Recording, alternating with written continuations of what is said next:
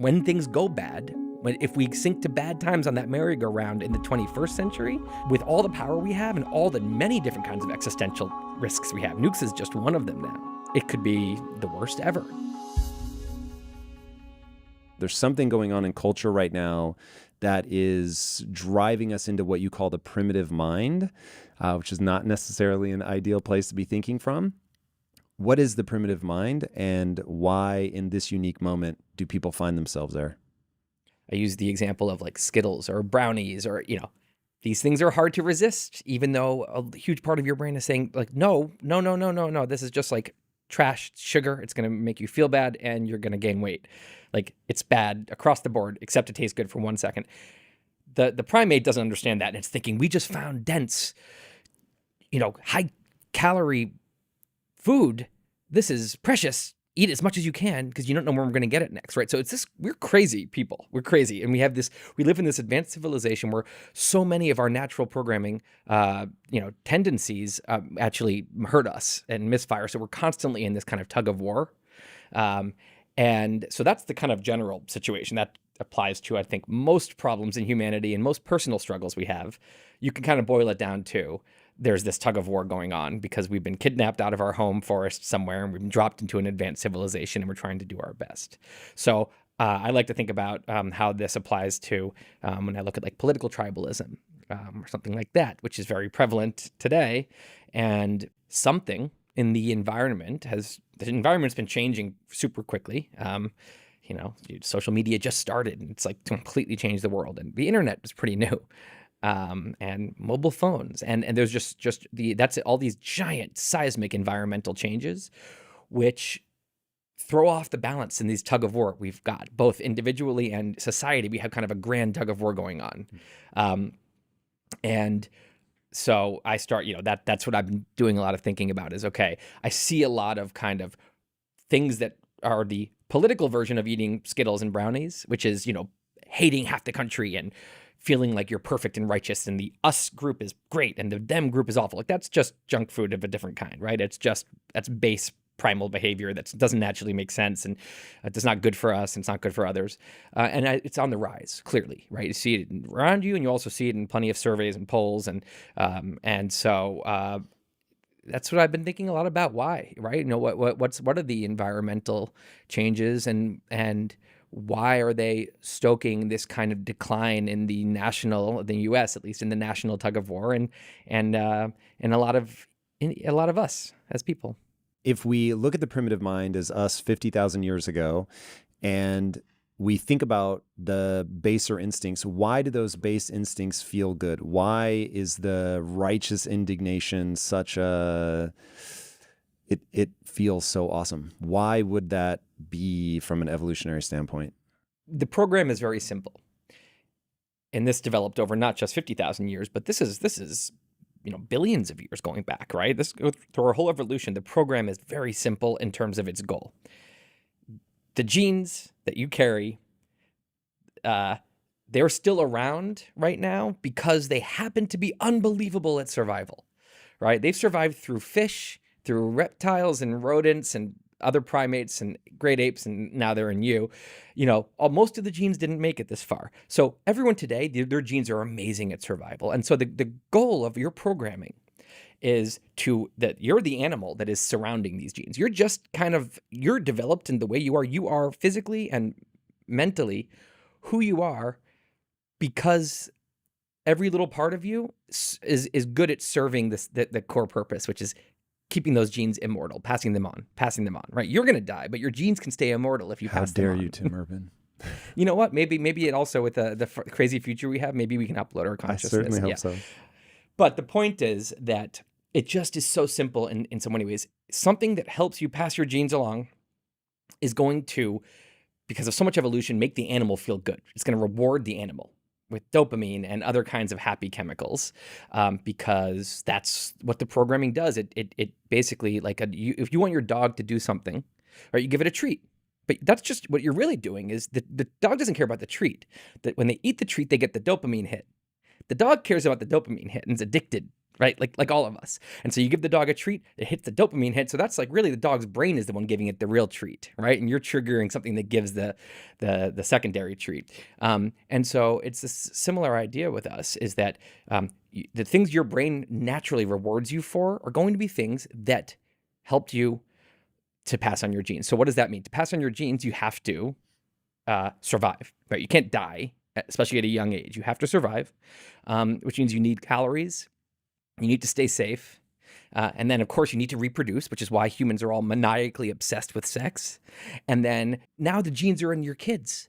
So suddenly you'll throw yourself off a cliff before you'll throw your kid off a cliff, which makes no sense, except it does if you're thinking about the fact that the genes are in the younger, healthier container now. So the genes are telling you, protect that thing over yourself.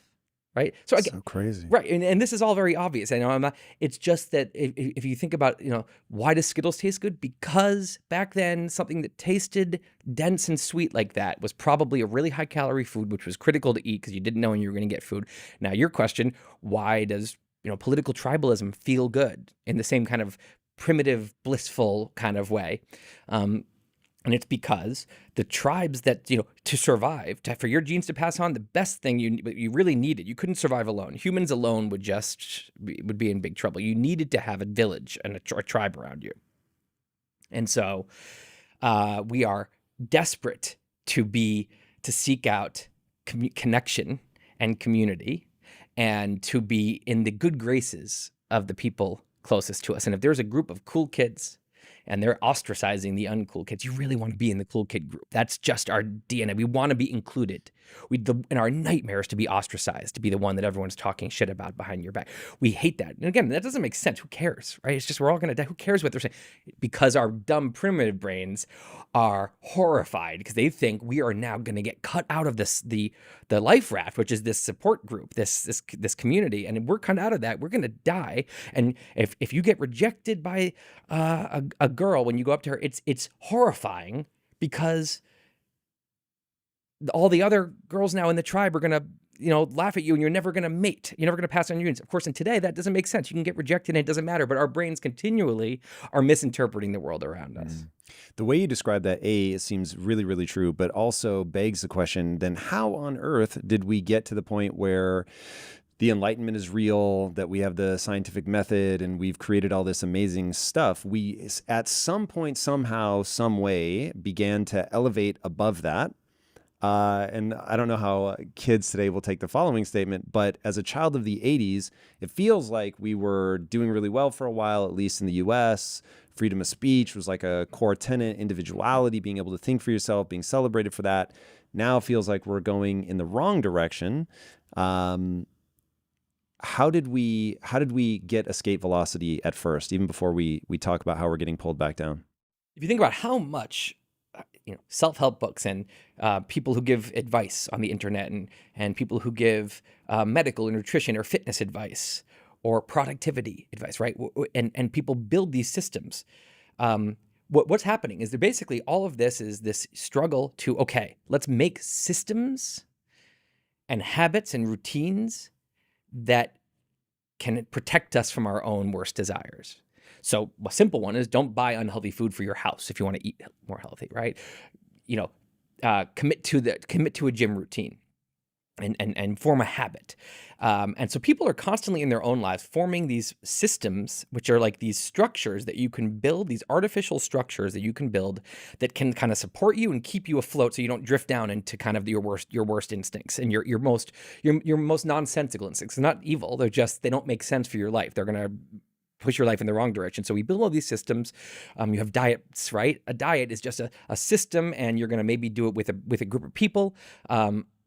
These are all ways to kind of outsmart our primitive instincts and try to kind of build a structure. So the Enlightenment is just that on a massive scale. The Enlightenment itself is kind of, is a ton of philosophy about the best systems that groups can use, that countries can use. To use to what end? So if a human is just following their base instincts, they're just, scarfing down junk food, right?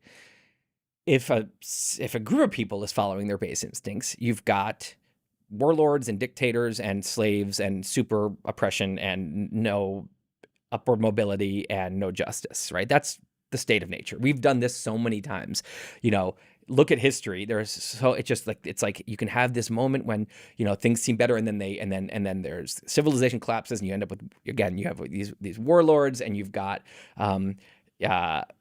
dictatorships. And this is so humans have suffered so much by kind of falling into, think about, the hierarchy is something that is kind of a natural thing for us to fall into this thing, which is why we all want to kind of please the scary authorities. And so the Enlightenment is trying to say, what is a better way here? What is the true human nature that produces that? Is it that you need a brutal dictator in order to control humans? Because otherwise they'll just get out of hand and start murdering each other? Or, and this is more what the Enlightenment thinkers thought, is actually human nature isn't necessarily that bad. It just needs some basic laws and structures that can prevent people from, prevent the worst actors among them from taking over and from overpowering each other and from harming each other. And at that point, actually humans can function very well together. So it's kind of this nuanced thing between, you have tyranny and anarchy, right? Which anarchy often then melts away into tyranny and doesn't it always? Yeah.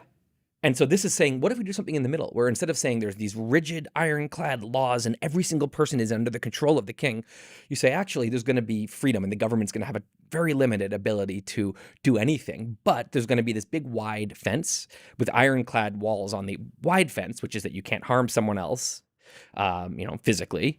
You can't steal their property, things like that. Equal justice under the law. You're going to have, equal rights. You're going to have when you basically, you're going to be totally free. But if you start harassing people and punching people and stealing their things, very quickly you're going to end up in jail. So there is an iron fist there, but it's very light touch. It only applies to very specific things. So they basically, if in anarchy everyone's 100% free, which turns into a bunch of bullies and warlords, and now no one's free. The Enlightenment was like, okay, if we have everyone be 80% free, but that last 20% no one can do, then we think that not only will people be able to now live freely and safely, but also it'll foster all this productivity, all this natural competition. With rules, the competition will flourish. And this, to me, is no different than a human creating a little group to do a diet with, right? This is a mass scale structure that is basically that the rational parts of our brain can create, that can say, if we just live within this structure, our worst instincts can't take over. Okay, this is really complex and very nuanced, but I think incredibly important. And the reason that I wanted to talk to you and that I found your book so compelling is all of this stuff really matters. So I came to studying history very late, but the more I study history, the more I realize that the way that the society functions matters a lot. And meaning life and death, quality of life, being just tormented endlessly, or having something that is a pretty amazing place to be. So there are 3 books that I would encourage people to read if they really want to get a sense of what humans are capable of in the wrong direction. And that would be Mao, the Unknown Story, The Rise and Fall of the Third Reich, and The Gulag Archipelago. Those are very terrifying books about what happens when the baser instincts go awry. And so when I think about, okay, how does this end up happening? Let me know what you think about this thesis. Hypothesis may be more accurate. So humans have just a need for certainty. And when I'm teaching entrepreneurs, one of the things I teach them is you have to be able to intoxicate your team with certainty. And if you say, hey, this is the way forward, of course, you're never going to know for sure, but you have to put out, this is what I think we have to do to accomplish this goal. You've got to tell them, this is it. We're going to go do this thing. Now, privately, you can have all the doubt in the world, but you need to have certainty to get them marching in a direction, which is why, going back to your idea of why this feels so good, is that for humans have an innate desire for progress. I think that's just in terms of the primitive mind is just hardwired into us, which is what keeps us out there foraging and hunting and pushing. And if that didn't feel good, to your point about the dog's brain is actually what's giving it the treat, the dopamine reward. If doing hard things in the pursuit of progress didn't feel awesome, then we would never have become the most dominant apex predator the world has ever seen. So you have this innate push for progress, and you have this crushing need for certainty. And so you have people that can rise up by giving you that certainty. And being nuanced is incredibly difficult. It takes, as somebody who often struggles to hold very nuanced ideas,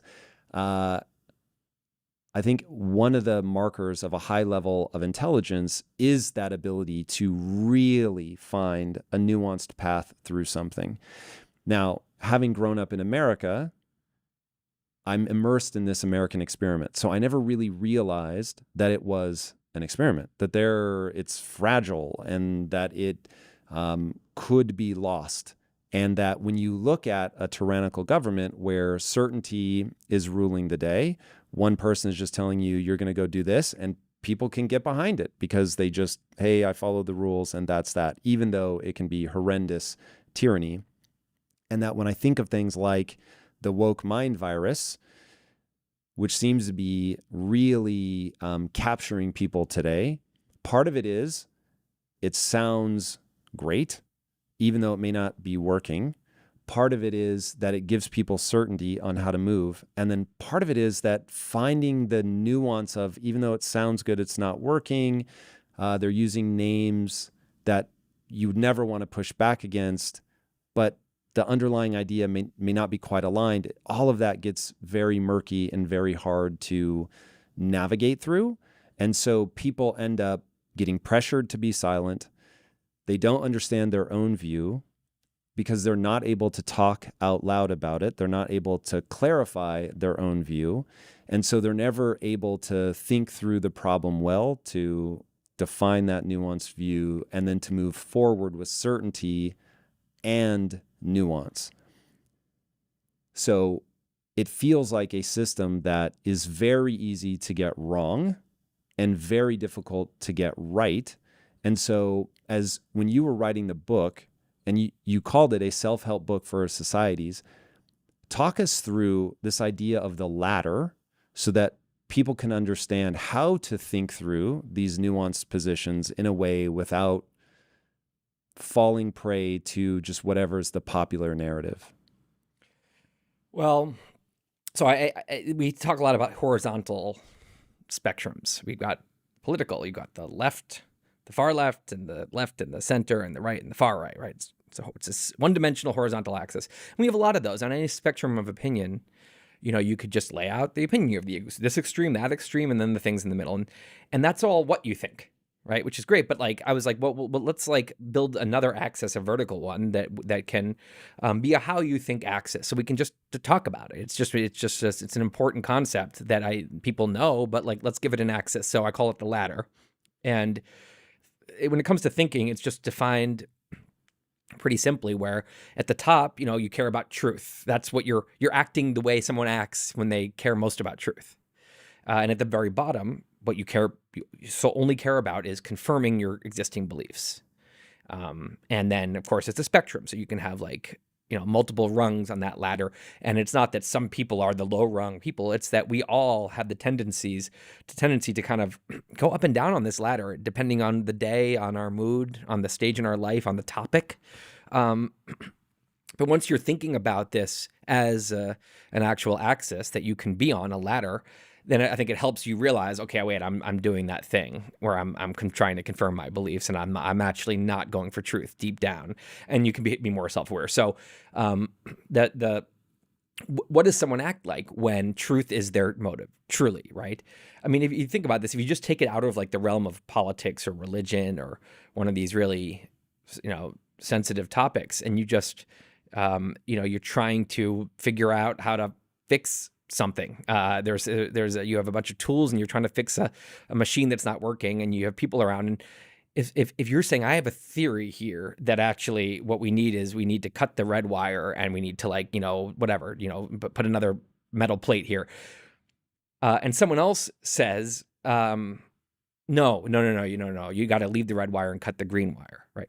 You're not gonna say you're an awful person because like you're the kind of person who thinks the green wire type people, right? You're not. No, why would you ever? That's crazy. You would just what you'd be doing is you try to assess, well, just fully, without any bias. Like you're trying to assess, does this person know what they're talking about, right? Is this person just someone who just out of nowhere says, I don't like the green wire? Or, you'd ask their background and they'd say, oh, and you'd hear them talk and you'd say, oh, this person actually seems like they have a lot more experience here than I do, or they understand this kind of machine better. Okay, so I'm going to listen to them and I'm going to update my beliefs. Maybe I was so certain about the red wire and, the fact that they think it's the green wire makes me reconsider whether I know. This is just normal human thinking because all you care about is which wire should I actually be cutting on this thing.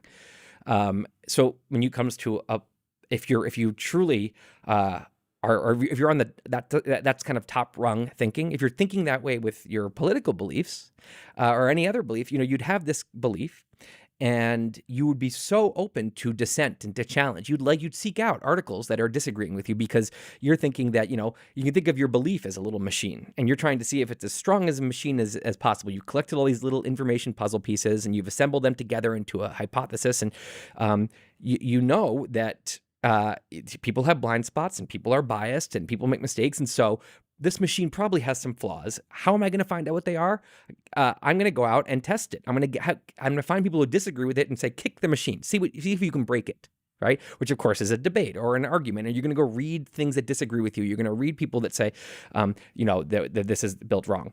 And if someone makes a good point and you say, oh, you know what? Like the machine's not standing up well to your dissent. You're not going to be offended or angry at that person or cut them out of your life. You're going to say, great, I need to update or I need to reconsider that, right? Okay, so this is obviously like ideal thinking, right? And if we always thought this way, when you're thinking that way, you are a hyper efficient learner, right? If your motive is truth and you act that way, you behave that way, you're going to be the best at finding the truth eventually. You're going to have a natural humility, and you're also going to end up with a lot of nuance because the truth is so often nuanced. So you're going to be open to that, and you're going to end up refining your belief, and now your machine gets a little bit sharper, and your idea gets a little bit better, and now you get more information, you read more, you test your idea more, and the machine gets a little bit better, and eventually you're going to have this very complex and nuanced point of view that is you worked really hard for, and it's going to be nuanced, and it's going to be the best chance you have of being accurate. Now, that would be nice if we all thought that way. But of course, there's this primitive mind that we talked about, which is this part of your brain that is not wired for truth. It's wired for survival in 50,000 BC. And what that often meant was agreeing with the sacred beliefs of your tribe and believing them. And the people who could believe what the tribe believed with full conviction, they survived well. They were on the in-group. They fit in, and that's what was needed. What's up, guys? It's Tom Bilyeu, and if you're anything like me, you're always looking for ways to level up your mindset, your business, and your life in general. That's exactly why I started Impact Theory, a podcast that brings together the world's most successful and inspiring people to share their stories and, most importantly, strategies for success. And now it's easier than ever to listen to Impact Theory on Amazon Music. Whether you're on the go or chilling at home, you can simply open up the Amazon Music app and search for Impact Theory with Tom Bilyeu to start listening right away. If you really want to take things to the next level, just ask Alexa. Hey Alexa, play Impact Theory with Tom Bilyeu on Amazon Music. Now playing Impact Theory with Tom Bilyeu on Amazon Music. And boom, you're instantly plugged into the latest and greatest conversations on mindset, health, finances, and entrepreneurship. Get inspired, get motivated, and be legendary with Impact Theory on Amazon Music. Let's do this. So this other part of our brain very much identifies with certain ideas. And when you identify with an idea, your brain has a tough time telling the difference between a sacred belief and your identity and your body. And so it's actually a lot of research where in fMRI experiments, people's fight or flight parts of their brain light up when certain beliefs like political are challenged. It actually lights those things up. And when people have those parts of their brain being lit up by this challenge, they are extremely unlikely to change their mind. Because they feel attacked? Yeah, it's literally lighting up a different part of your brain when political beliefs are challenged so this is a specific study I'm thinking of from 2016. And, there were like 10 non-political beliefs that were challenged, and then 10 of the participants' political beliefs. And the non-political beliefs were much more likely to light up kind of the prefrontal cortex, like, rational centers of the brain. And the political beliefs were much more, when those were challenged, the limbic system, the more primitive emotional, parts, the amygdala, the fear centers, the fight or flight parts of our brain lit up, and the default mode network, which is a set of brain regions that are associated with internal, introspection and, reflecting inwardly as opposed to listening to what someone's saying on the outside. And so when the political beliefs were challenged, minds didn't change. And when the non-political beliefs were challenged, there was much more movement in the person saying, "Oh, I guess I was wrong." So it's that the natural or the logical kind of way to think would be, as I said, obviously, why would you not want truth? Everyone should want that. Why would you want to be delusional? And that is what we're like most of the time. But then these certain areas, like politics, will trigger a crazy part of our brain that treats ideas and people as one and the same. It feels, So it's my identity. yeah, feels angry and hurt and offended when someone disagrees with them, and it gets really riled up and gets, you can feel that emotion. You're really hyped up and you kind of hate that person maybe, and maybe even you cut them out of your life. And I can only be friends with people who agree with me on these topics. And that is madness. That is a totally weird thing going on in the brain. And so that to me is what I would call low rung thinking is when, and so when someone's motivated by truth, we said what they did. They'll seek out dissent. They'll change their mind, right? They want more information. They're humble. When they're on the low rungs, and you're thinking a whole different way, and you're deep down, even if you don't know it at that moment, your deep down motivation is to confirm what you believe, to continue to feel strongly about it, and to talk about how right I am and how wrong and bad those other people are who disagree with me. You're going to behave in a way that serves that motivation. So that's confirmation bias and cherry picking evidence that fits in all these cognitive, fallacies that come up, and these biases. Those are all ways that your brain can make sure you continue to believe the things that you believe in the face of information that might be compelling, that says you're wrong. Doesn't matter. You will become a brick wall when it comes to those beliefs. And we all do this. And it's good to note when I'm, if you can't, the good litmus test is, if you believe something really strongly, ask yourself, is there anything someone could present me right now? In this argument, is there anything this person could say that would make me say, you know what? I think I'm wrong. I need to rethink that. And if the answer is no, of course not. Every time they're talking, I'm just waiting so I can, then you're down in the low rungs. And that's okay. We all do it, but it's a reminder. Calm down. Remember that you and your ideas are not the same. Be humble, accept that you might be wrong, and listen, and maybe you'll learn something. And remember, truth matters more than being right. And you have to continually remind yourself of this. Why does truth matter? Because when we have a more accurate picture of the world, we can do more for the world. When we have a more accurate picture of reality, we live better lives. We end up with fewer regrets. When you're thinking that way, you tend not to be in a tribal mindset. You feel love for all humans. You don't feel this weird difference in empathy between the us group and the them group. You're your best self when you're in that mode. When if you're seeking truth and you're remembering that truth is hard, it's going to bring this humility in, and you're going to end up with a clearer view of the world, but you're also going to learn a lot more. Think of what is learning. Learning is getting your perception closer to reality, right? And so you're going to do that, and you're going to learn, and so you're going to end up knowing a lot more. You can make better decisions. You're going to end up with more wisdom down the road. You're I think morally kind of a better person. And the alternative is delusion that feels good in the moment, just like eating Skittles feels good in the moment, but actually makes you you're not in touch with reality. And I think over the long run, I don't think that's good for. I mean, maybe you could argue that some people are happy not knowing the truth, and maybe it's better that way. But I don't think most people would say that about themselves. And if someone wants to say, you know what, I don't want to know the truth, then okay, I would say then. But I think if 99 out of 100 people would say, I want the truth and I know the truth, and they think they know the truth. So it's not that they actively are saying, I don't care about the truth. You sure about that? So I've even heard you talk about this. So I guess one, let me acknowledge, the only part of your answer that surprised me was the moral thing. So I'll follow up on Yeah. that in a minute. But I think you're bang on, especially with the idea of identity. People end up getting tied up in that. But I've heard you say that when it comes to being right, when it comes to people trying to get to the truth, that some people are saying, no, like truth is just a power game. And even this idea that there is something right or something better than another thing is just a structure, in essence, of oppression. So when you said that, I think everybody wants the truth, is that true? Well, you're talking about, I was probably referring to a very specific ideology, kind of this postmodern line of thought, which says there is no such thing as objective truth, and that everyone that everyone has their truth. So that's a very specific kind of far left kind of radical line of thought, which I think Don't is you actually. think this is sorry? Finish that because that sounds very interesting. No, I was saying I think it's perfectly interesting, the concept that when you live a life as person A versus person B, you have total different subjective experiences. Yes. I think that's interesting.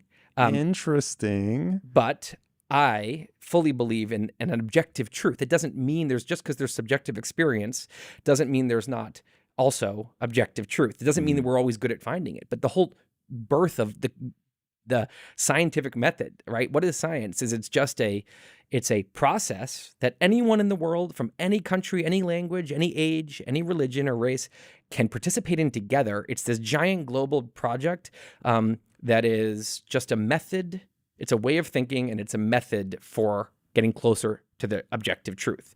So I'm not a postmodernist. So I would say I know that some people. So as far as whether they'd say we don't care about truth, I don't think that's what they think. They think that each person kind of has their own truth, and but doesn't that mean by definition that there is no objective truth? And we're getting now to where I think this starts to derange.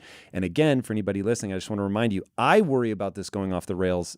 Totalitarianism, genocide, like it gets scary fast.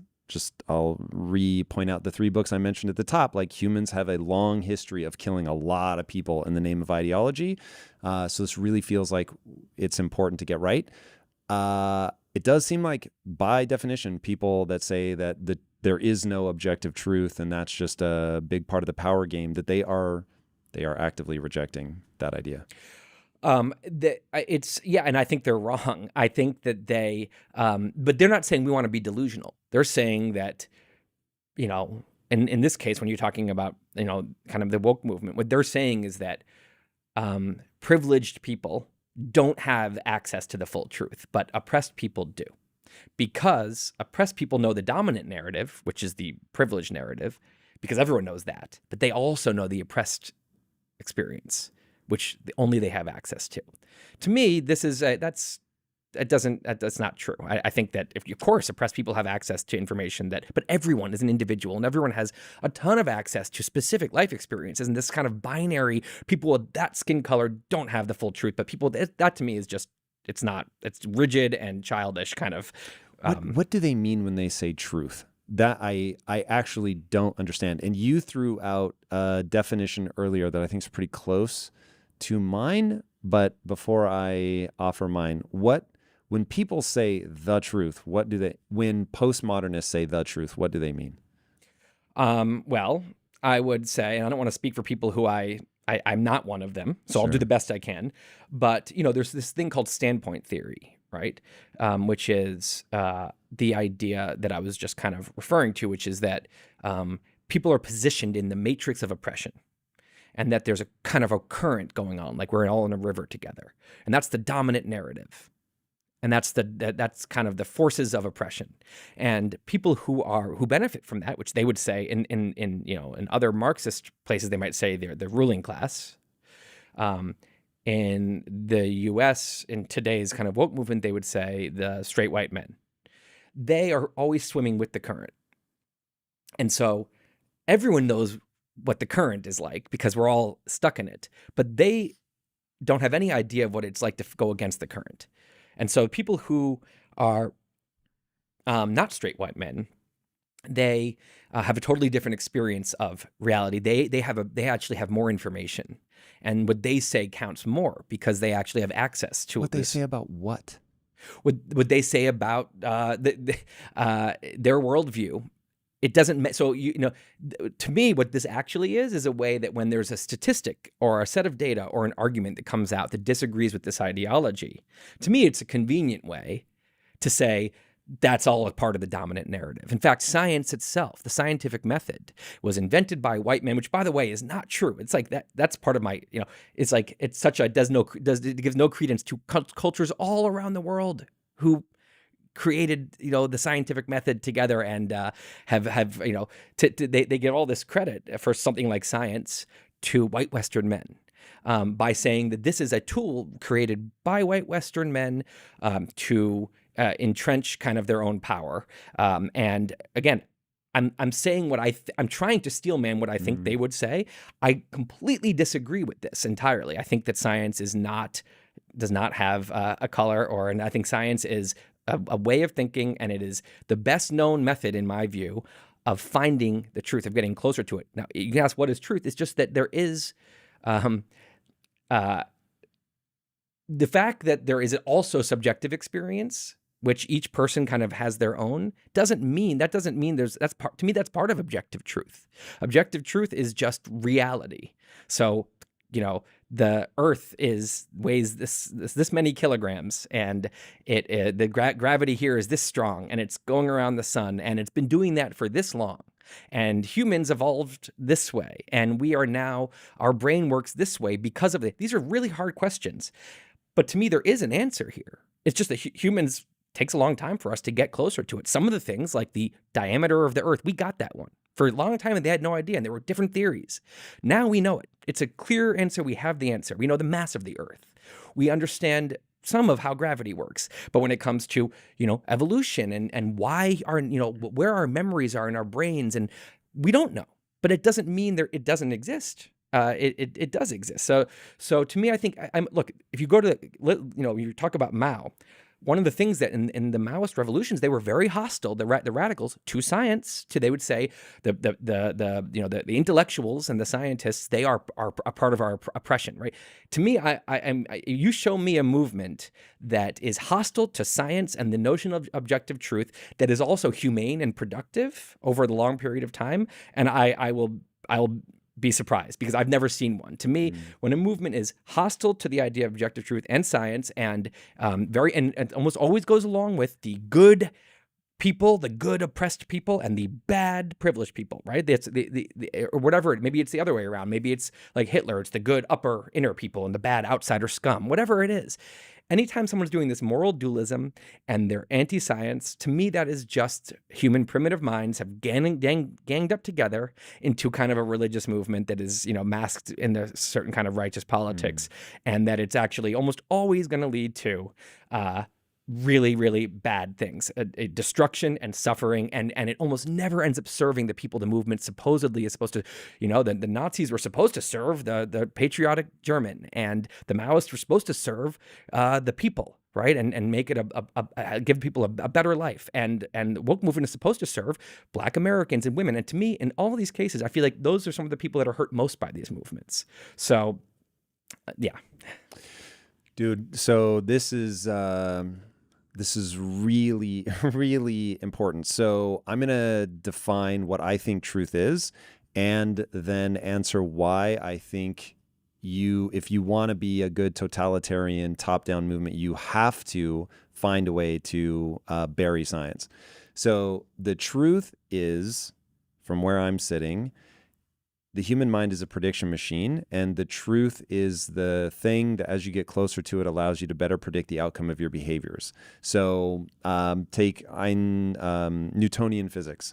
So Newtonian physics got us a lot closer to the truth, and we were able to realize, oh, wait, the Earth is revolving around the sun. This is roughly how gravity works. We were able to predict the motion of large bodies.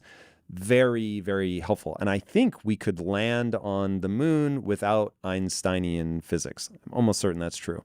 So it's like, hey, pretty impressive. But then without general relativity and special relativity, we would not be able to do things like GPS. We certainly wouldn't be able to do nuclear physics. And so as we got closer to the truth there, we were able to unleash the power of the atom. And so it's like, hey, we got closer to that. We're better able to predict the outcome of our behaviors and thusly unleash tremendous power, tremendous progress. And so truth in that sense becomes very useful. So even when you think about things like the social sciences, okay, you make a prediction. We're going to put in this this new law, whatever, and we expect X outcome. Now, if we get a different outcome than that, then there was something flawed in our thinking. We were farther from the truth than we thought we were. But if we're willing to look at the results, we can actually get closer to the truth. We can structure something even better. And now next time when we run a new experiment, it's going to be hopefully getting us closer to the result that we wanted. So the reason that I think that in a totalitarian movement, which I will say that there are shades of that, anytime where you don't allow a dissenting voice, you're headed down the path of totalitarianism. And I see that very much with woke thinking. So the reason that you would have to eschew science or anything else is you need a narrative to give people the certainty to move forward and to take action. The problem with science, that pesky thing, is it tells you whether you're close to the truth or not because you can accurately predict the outcome of your behaviors. So if you're telling people, hey, here's the narrative, do these things and life will be better for everybody. And then you do those things and life isn't better for people, or it isn't better for the people that you said it was going to be better for, it breaks the narrative. Yeah. So now it's like, oh, the very thing that I'm using to intoxicate people with certainty falls apart under the scrutiny of reality. But if I can say, oh, that test that you're going to use to see if this was effective or not, that is so flawed, you can't even do that. Shame on you for even bringing it up. And that's, bad, racist, whatever. Now you can keep the narrative intact. Now you can maintain power. And that's where this starts to break down for me. I cannot, until I started reading Nietzsche and the idea of the will to power, I could not understand why people would want a worldview that was obviously broken. Like, what are you getting out of it? You're not making progress. You're not getting anything better. Like, I like refrigerators and air conditioning and the internet. Like, these are amazing things. And none of them are possible when you start saying, no, 2 + 2 isn't really 4. Like, what is happening? Yeah. I think of it as,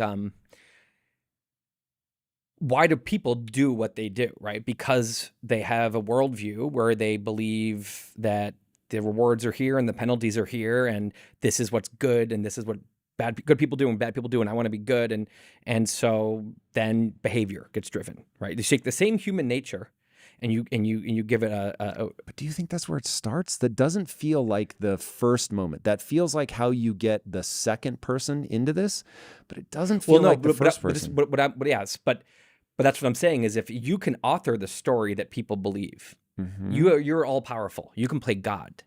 If I can convince a ton of people that I speak to God, so I know, no one else, but I know what's going to get you into heaven, which is the ultimate primal incentive.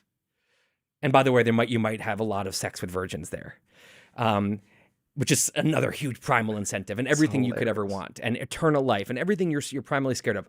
Heaven solves it. I know how to get you there. And by the way, I also know what's going to get you sent to hell. And now, because if they can believe that I know, I have the answer. Now I can start saying, okay, here's what gets you into heaven. All the things that I want you to do. And you can drive the populace like a remote control car. And right. And so if you take any kind of tyrant, they're always doing some version of that where they have a story. And if they can make that the story people believe, look at North Korea, right? I went to North Korea for 5 days. Whoa. And when? 2013. Why? It's fascinating. Why not? Afraid? No, I was afraid. I probably should have been more afraid, given that now they've started arresting some of the people on this same tour guide. No thanks. But it was so interesting because what I was immersed in for 5 days was the North Korean story. And it goes like this.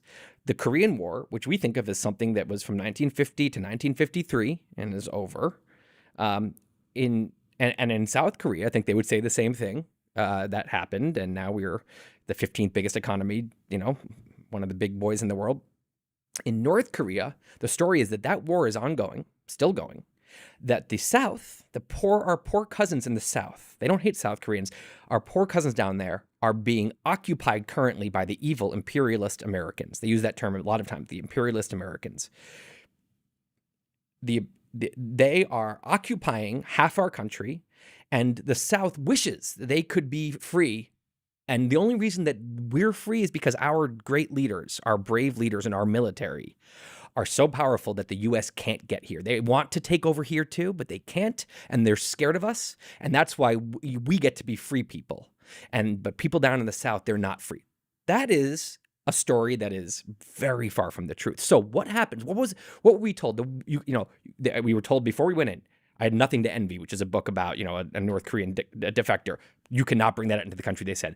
And they're saying the worst thing you could ever bring was like a radio that had South Korean stations. Mm-hmm. Because if people there knew that Seoul was not an oppressed place, but actually a thriving metropolis with people who are well-fed and free and living their best lives, it would be a disaster, right? And so they have this story, and some people believe it in the country, a lot of people do, and the people who don't know to keep quiet. And so if you can control speech, you can control what people believe, and if you control what people believe, you can keep them acting the way you want, which is subservient to the dear leaders and worshiping the leaders and being conforming to all of that. If so, you are incredibly hostile to truth because you want to overpower people, and you want to basically have people like marionettes and doing what you want. And so you can't. The truth would never work if that were the. So they every single measure in that country is. Of course, there's no internet, right? There's so much effort put towards suppressing the truth, and that's always the case because if you can write the story that people believe, you drive their behavior. If you stop being able to do that, you can't. Now, what science is. The reason science is great is because what science says is put away all the stories. There is a big story, a real story called objective truth, and we don't claim to know it. Science has theories. They max out at theory because they say science is skeptical of its own conclusions, and it assumes. No scientist said, "Oh my God, science is broken because Newton's laws weren't the complete thing." They say, "Great, right?" Science says, "Yes, let's be less wrong every year. Let's be a little less wrong." So science is saying there is a story that's real, and we're just working together humbly, collaboratively on trying to get closer to it, which is so different. So again, when something's hostile to science, they're almost always hostile to free speech as well. And they almost always are the kind of people that can't stand up in a real debate. They don't actually have actual evidence on their side. So if you can't hang in a debate, what you do is you say debate is evil. And these are dangerous ideas that cannot be platformed. And if you platform them, we're going to punish you because you're allowing dangerous, harmful ideas to spread, which is harming marginalized people, right?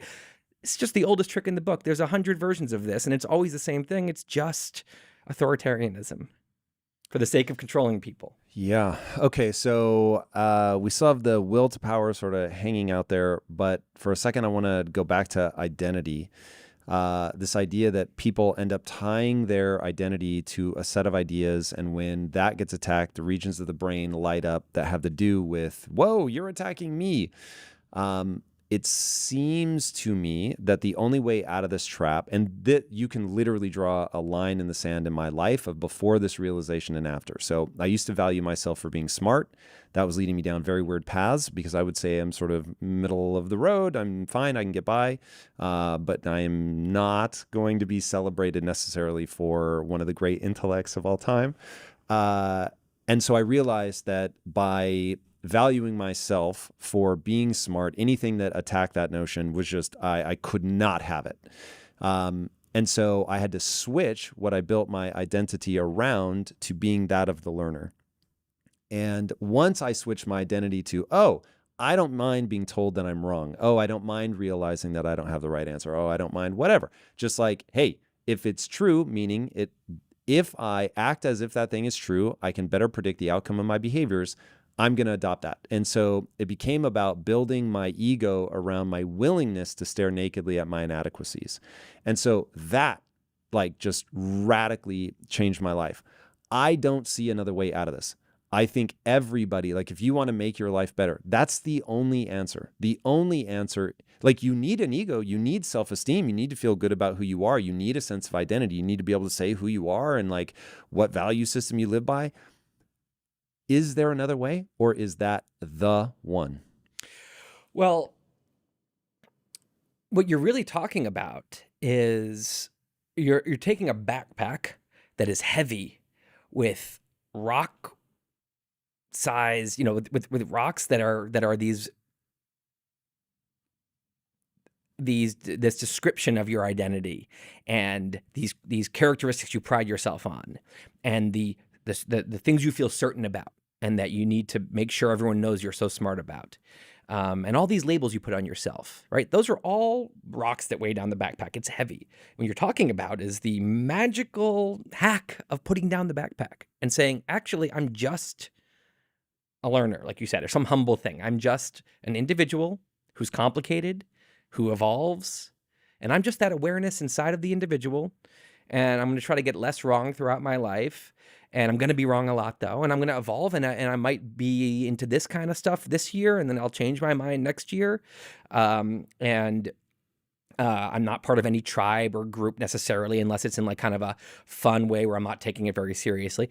It's liberating, right? And you're light suddenly, and now you're free you can start skipping around, learning stuff and exploring stuff and trying things. People will also like you more because you just come off more humble. It makes you seem wiser, and your ego is not getting threatened when so many different things happen, right? You're not a little petty person. So yes, but this is very hard. And you talked about meaning and identity and purpose and connection and all these things that we need. And one of my main problems with movements, a lot of certain political movements, is the ones that, and then this is no different than cults and other things, when they tell you all your answers are here. You come and join our thing and you have meaning and you have purpose and you have identity and you have righteousness and you have connection and you have a community. You know who you are now because now you are a blankist, you're whatever it is.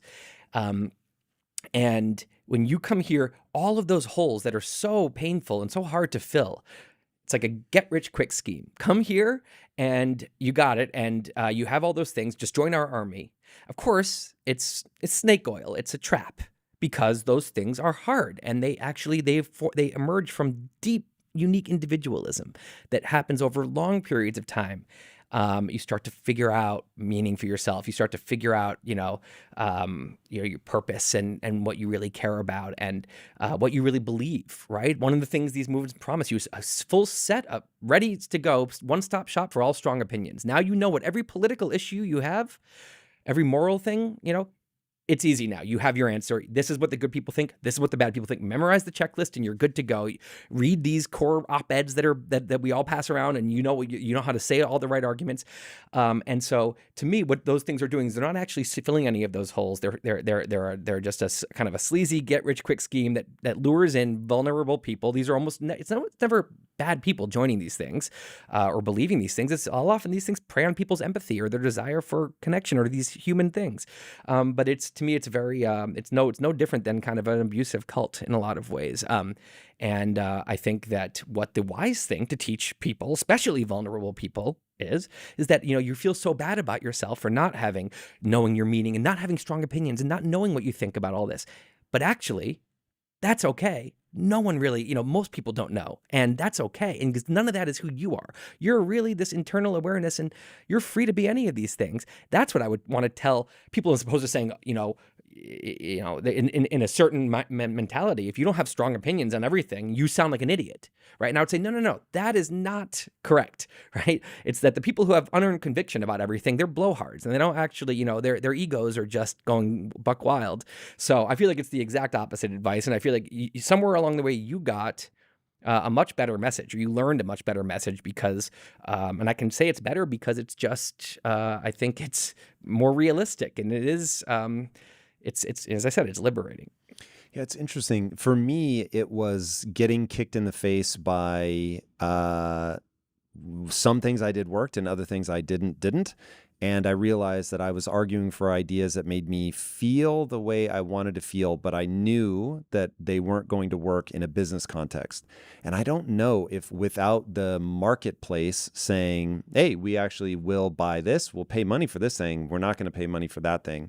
If I didn't have that just brutal objective clarity of, one course of action, I go out of business, the other course of action, I thrive, is very sobering.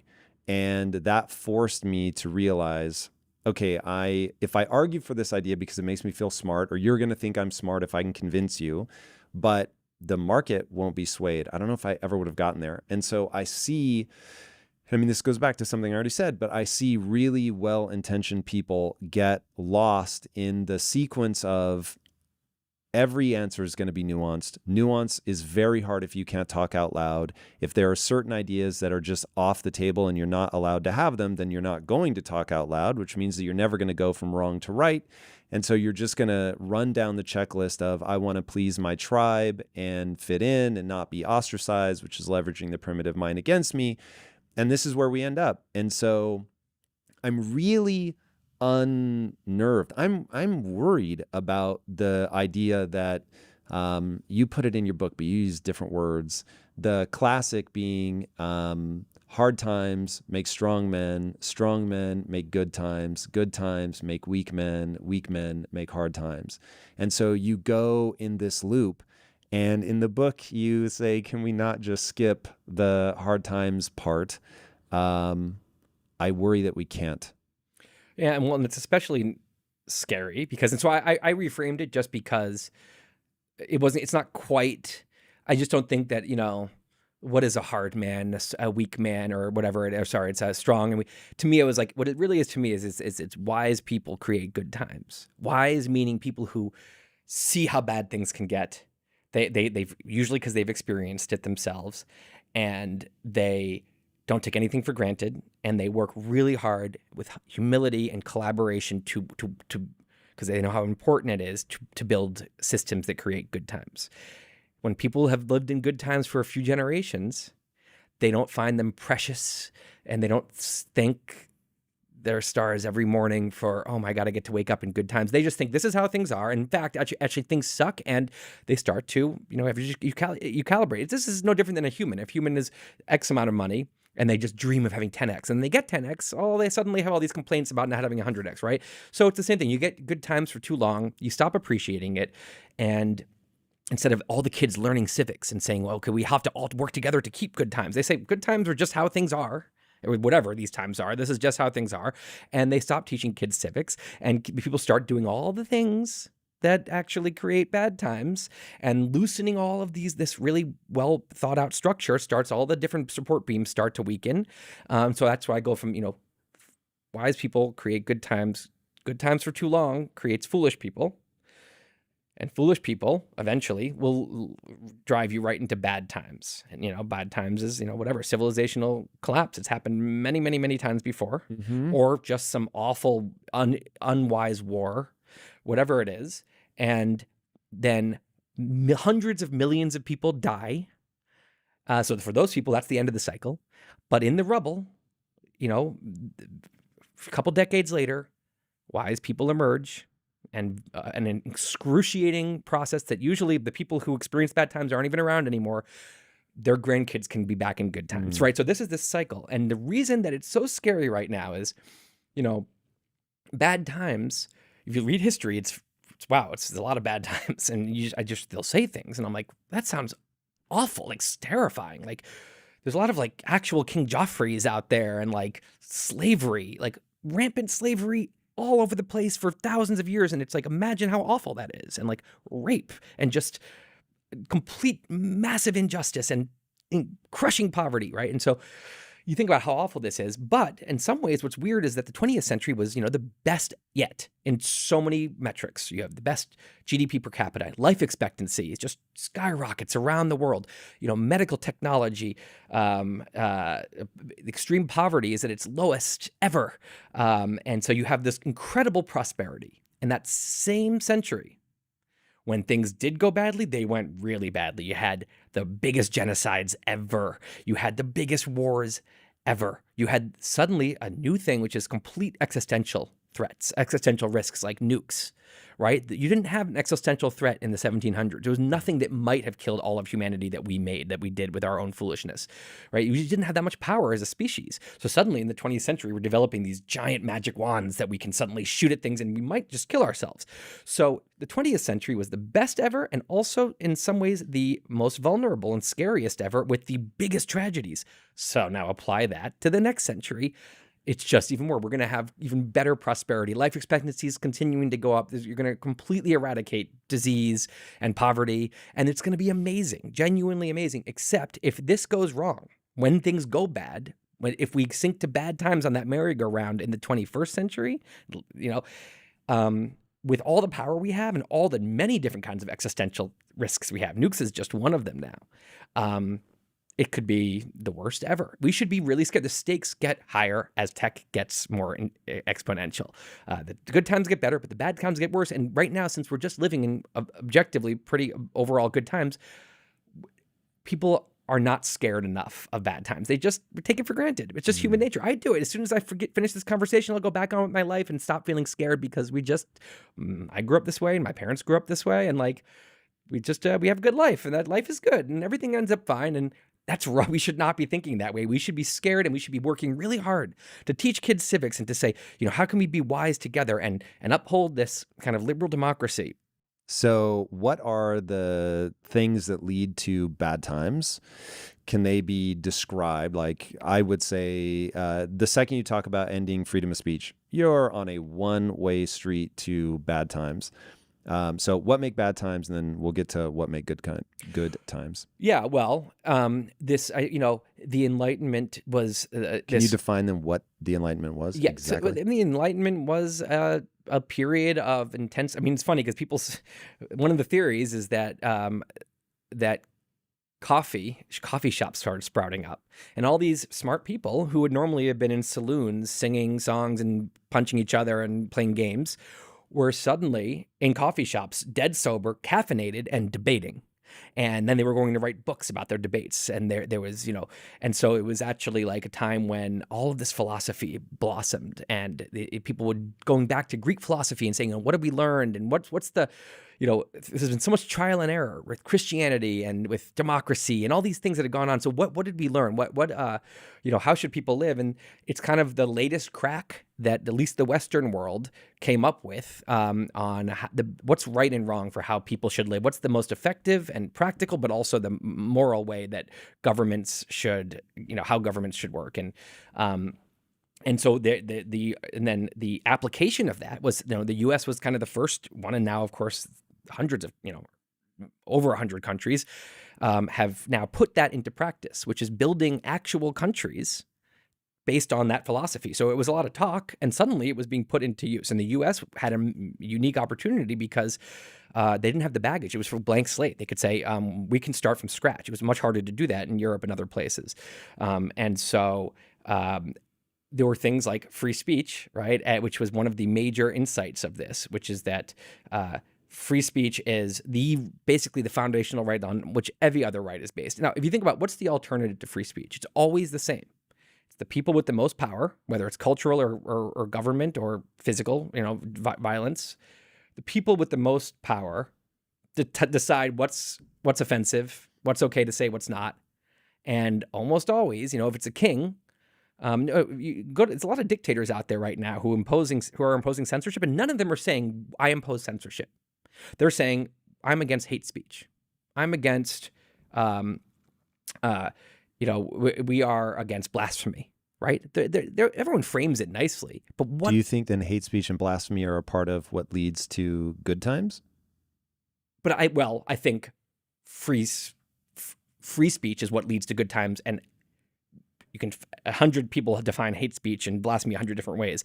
I think things being said in a free speech environment, which some people will find to be hateful or blasphemic, is inevitable. So the alternative is you say, okay, actually hate speech is banned. Again, 100 people have 100 different definitions of hate speech. So what's actually banned? It's that the powerful people determine to be hate speech. In the case of a dictator, it almost always happens to be criticism of the government. non-patriotic speech, or if it's a religious dictatorship, blasphemy against God or whatever. It is almost always, if the alternative to free speech sucks in a lot of ways, you're going to have a lot of shitty people saying shitty things, and some of those things are going to hurt when they're said, and some of those things are going to cause harm, and they are. But the alternative is authoritarianism, because someone has to lay down the law of what constitutes hate speech, and it's always the powerful people deciding what is inconvenient to their goals is what this becomes not allowed. So it's when you think about it that way, you realize that free speech is the only thing that you can have, or otherwise you're just back in tyranny. And so then another huge one, of course, was the voting system, right? There's been democracy forever, but specific modern version of this very complex big country, republic democracy, that is an insight. That is built on centuries of trial and error, experiments still, and it's incredibly flawed, right? And who thinks the U.S. government system is great? I mean, it's awful in so many ways, and it often doesn't represent the will of the people, and it's open to corruption, and it's like everything else. But what's the alternative, right? I mean, it's you just have to always think like this is the kind of the theme with Enlightenment governments is it's the least bad outcome.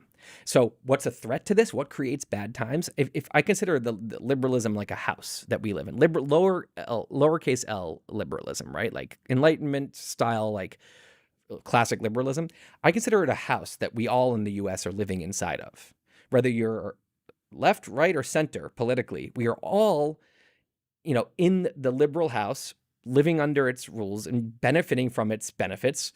And it values the individual, and it says that, everyone is, life, liberty, and property, or pursuit of happiness, and that equality of opportunity is at least the goal. Of course, we can argue about how well it's being achieved, but it's kind of it's a set of ideas that most Americans, left, right, and center, say, yeah, well, that's good. We just need to achieve it better, right?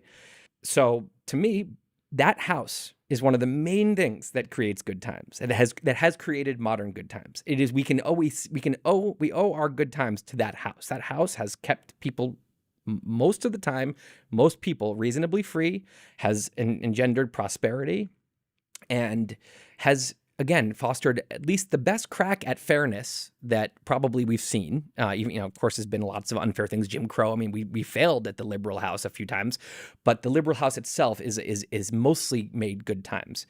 Now, what creates bad times is the house, the support beam starting to decay and crack, and so an example of that. This is why we talk a lot about wokeness, but the MAGA movement. I mean, what I see with Trump, there's a lot of things you could criticize Trump for, but like the election stuff is, to me, if you're thinking about it, this is the liberal house, when he said before the 2016 and 2020 election, before them, he declared, I will accept the results if I win. Then this person wins and then doesn't win. And when the person doesn't win, literally tries to say the election is rigged. That is a mind virus of its own. Talk about the woke mind virus. That is a mind virus. It's a mind virus which says whenever my candidate doesn't win, it must be rigged. And that is a support beam. That is right there in front of you, the decay of a support beam. Because what is the support? What would you call that support beam? The support beam is, so it's not just the system of kind of democratically elected leaders, because Russia claims to have that. It's the widespread trust that we actually have democratic leaders. It's trust in the system so that we all can agree, my candidate lost, but it was still correct. It was still the right thing. That is magic. And then the peaceful transition of power, where the losing candidate, Reagan, when he went out as the winner, but Hillary, when she lost, they're making almost the word for word the same speech. They would say, which is what, you should want kids in America to learn, that this is what separates America from so many countries of the past and so many others today, is this moment, the peaceful transition of power. And when Hillary lost, she said, I lost, and I'm stepping down as a proud American, stepping down. It's kind of an ethos. It's a religion in a lot of ways. It's an ethos that when your candidate loses, gets fewer votes, you accept it, and that is your president. That is a support beam. And so what Trump is doing is sending out a mind virus into a huge swath of America, which says, actually, the numbers say this, but don't believe it. And corruption happened. So the question, I think the fair question is partially right? Is there some, but he made so many claims, and there's a, I've gone into every, all the major claims. And I linked to a page in the book that I think is really useful, which is just going through all the claims and showing wrong. So this was not based in some actual corruption that was happening. This was a mind virus for selfish reasons. There's a lot of mind viruses for selfish reasons. This is one, if you care about the liberal house, you have to be like, that's like the big support beam in the middle of the house, is the trust in free elections. That is what separates. I mean, look how many countries struggle with just having a fair election. When you can't trust that, now you don't believe that's your leader. Now now there's suddenly, you want insurrection. Now we shouldn't even follow the laws of this government. We shouldn't trust their CDC. We shouldn't trust their whatever. And so it's I'm watching something decay. And then I think wokeness is another one that is, to me, that MAGA concept and wokeness specifically, not social justice, because liberal social justice of Martin Luther King style is very much inside the house, very proud of the house and saying we need to make this house do what it promised and support all Americans and actually be fair and just. That's a proud liberal saying that inside the house. Wokeness is very specifically saying that liberalism itself is bad and exploitative, and that free speech is bad, right? That it's dangerous to platform ideas that we don't like, etc. And so that's a wrecking ball outside the house. And the MAGA movement is a wrecking ball outside the house. And if you're in the house and you're squabbling with each other about specific debates, left, right, and center, I think you have to pause and say, we'll get back to these. The wrecking balls. We all need to not allow the wrecking balls. And if you're on the left, you especially have to worry about you're in charge of the woke wrecking ball and making it stop being so powerful, standing up to it. And if you're on the right, you're in charge, because someone on the right yelling about wokeness only makes wokeness seem justified. And someone on the left yelling about MAGA just makes them seem, so it's the first question is, are you pro-house or anti-house? And I am very much pro-house, because I believe that the house is what gives us good times, and the decay of the house is what will lead us to the bad times that so many people in history have gone through. And if we had to put a super quick definition of the house, it would be liberal values? Liberal values, liberal laws, and liberal, it's two things. It's liberal laws and rules. So the Electoral College and the First Amendment and the justice system, right? The Supreme Court, all these. That's one part, half of the puzzle, and the other half is liberal norms. Is the fervent kind of almost religious defense of the liberal spirit. So if the government says anyone can start a business, right? Free market. But you're part of a cultural group that says anyone who starts a business is an evil, bad person, and all your friends are going to stop talking to you, and you're going to probably be fired from your job for trying to start a business, and you're probably it's going to be hard for you to ever make money, because everyone's going to think you're an awful person. No one's going to start a business. So you can have that law that says free market, but if the cultural norm is saying business is evil, you might as well not have free market. So with free speech, the First Amendment isn't critical, right? You need it, but if free speech will get you destroyed socially and professionally, you don't have free speech. You might as well not have the First Amendment. So liberal rules and liberal norms, and the thing that glues it all together is the trust in these core liberal institutions, like the justice system, like the financial system, and like the political system, and that the trust that things are fair, and that's why actual corruption, when the media actually becomes kind of corrupt, when a president is actually corrupt, when does so bad, because it really burns that trust. And then people start violating the norms because, well, they're violating it, whatever. And so we kind of lose that shared kind of commitment, and without the norms, then the house is going to eventually crumble. Okay, so now we have a much better understanding of how the house ends up falling apart. How do we stop it before it's stopped by a rebound born of just unimaginable amounts of suffering? So I'm telling a story here, which is the pro-house story, the pro-liberalism story. And if you look at any polls or just have conversations, most Americans agree with me on that. Most, again, left, right, and center, most Americans are like, liberalism is good, and the House is good, and that free speech is good, and whatever. Most Americans think this. And so picture that's like a story. And it is a story it's a story that says liberalism is a good thing and that we should defend it.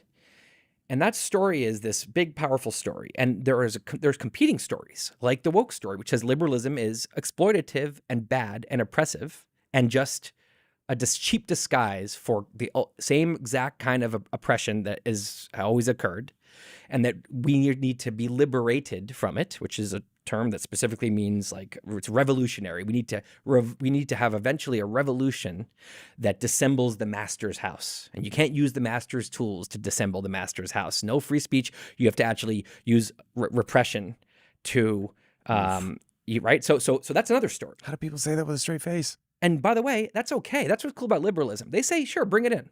You want to have a Marxist, write a Marxist book in our country? Bring it. Well, let's debate it, right? You want to be a far right person? Bring it into the conversation, right? Let's have all the ideas here. Liberalism is supple and big and open. And it says, bring it all in and let the best ideas win. Even criticism of itself. The West is critical of itself, right? Which is it's unusual. It's self-critical. And that's one of the things that makes it amazing.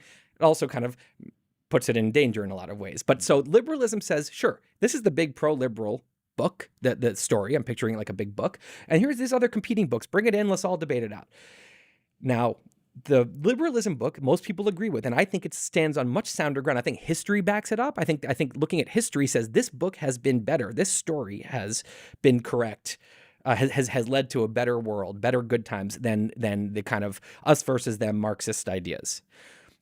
Right, so I think it stands up to scrutiny, and most people in the U.S. believe it. So it should have no problem standing up, and then with the stories that is the most powerful, that's what's taught to kids. That becomes that maintains the ethos, right? What's happened in the last decade, last 5 years especially, is maybe it's because of social media, maybe it's because of some other complex factors. So many of the people that believe the big liberalism story have become scared to say it out loud because the woke story, or in a lot of cases, the MAGA story, if you're on the right, try to be a Republican politician right now and say the most basic Reagan phrase, which is that the election was fair and that Biden is the rightful president. That's career suicide in a lot of the parts of the right. So right now, you've got these wrecking ball movements there's always wrecking ball movements. There's always movements that hate liberalism and think but something's going on now that makes that much more scary to defy them. They actually can punish dissent a lot more than they normally can. Again, maybe it's because everyone's scared of Twitter mobs. Who knows? But that's a little change that has made all the people who believe this story go silent. What happens when everyone goes silent so they still believe it, but it's in their heads? That story loses all of its power. And now this other story, which should not be able to start writing policy and entering companies and changing the way companies work to serve it, and changing government policies and changing curriculum and educating and teaching little kids that this story, as opposed to saying it's one of the stories, which is totally fine, saying this is the correct thing. And any kid or your parents, they disagree with it, they're bad people, they're bigots, right?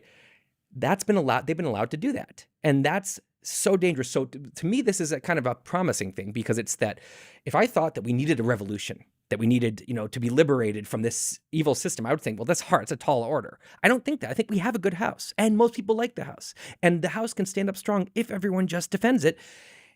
And they're just scared. And the fear is not that they're going to get murdered. No one is lynching people who say the wrong thing right now. What they're doing is they're trying to get you fired. They're criticizing you. They're shaming you. That's a soft cudgel. It's not a hard cudgel. So it's kind of a house of cards, a soft cudgel. If everyone just stops being scared and people start showing courage, and then everyone starts copying each other's courage, this whole thing, these are marginalized back to the sidelines where they belong. And they're marginalized to the fringes until they can convince more people, because that's how you actually make progress in liberal democracies. You have to persuade. These aren't good at persuasion. So they go back to the fringes where they belong until they come up with better arguments, and liberalism is fine. We have a crisis of courage right now. And that's and again, I think that's a nice problem to have, because it means that we're so close. It's all the ideas are there that people know, and they just need to start saying what they think. And that can start to happen like dominoes when people start doing it. So that's what I'm hoping for. Whew. I hope you're right. I do worry that Vladimir Lenin is correct. Give me one generation of children and I will change the world. That's a paraphrase, but it's pretty close. First thing Hitler did was get a hold of the kids. You can get, oh God, there was one kid that like ratted out his dad and his dad ended up being killed and they had like statues of him. It's just, oh God. That's terrifying to me. And one thing that I've been thinking more and more is that every generation, they get to have the world they want. And if you didn't grow up with the liberal values, if you weren't taught civics, which is something I want to get back to, like what exactly you want us to teach kids when we're teaching them civics. But if you weren't taught that, how much damage will one generation do? Because they're going to get the world that they asked for, good, bad, or indifferent.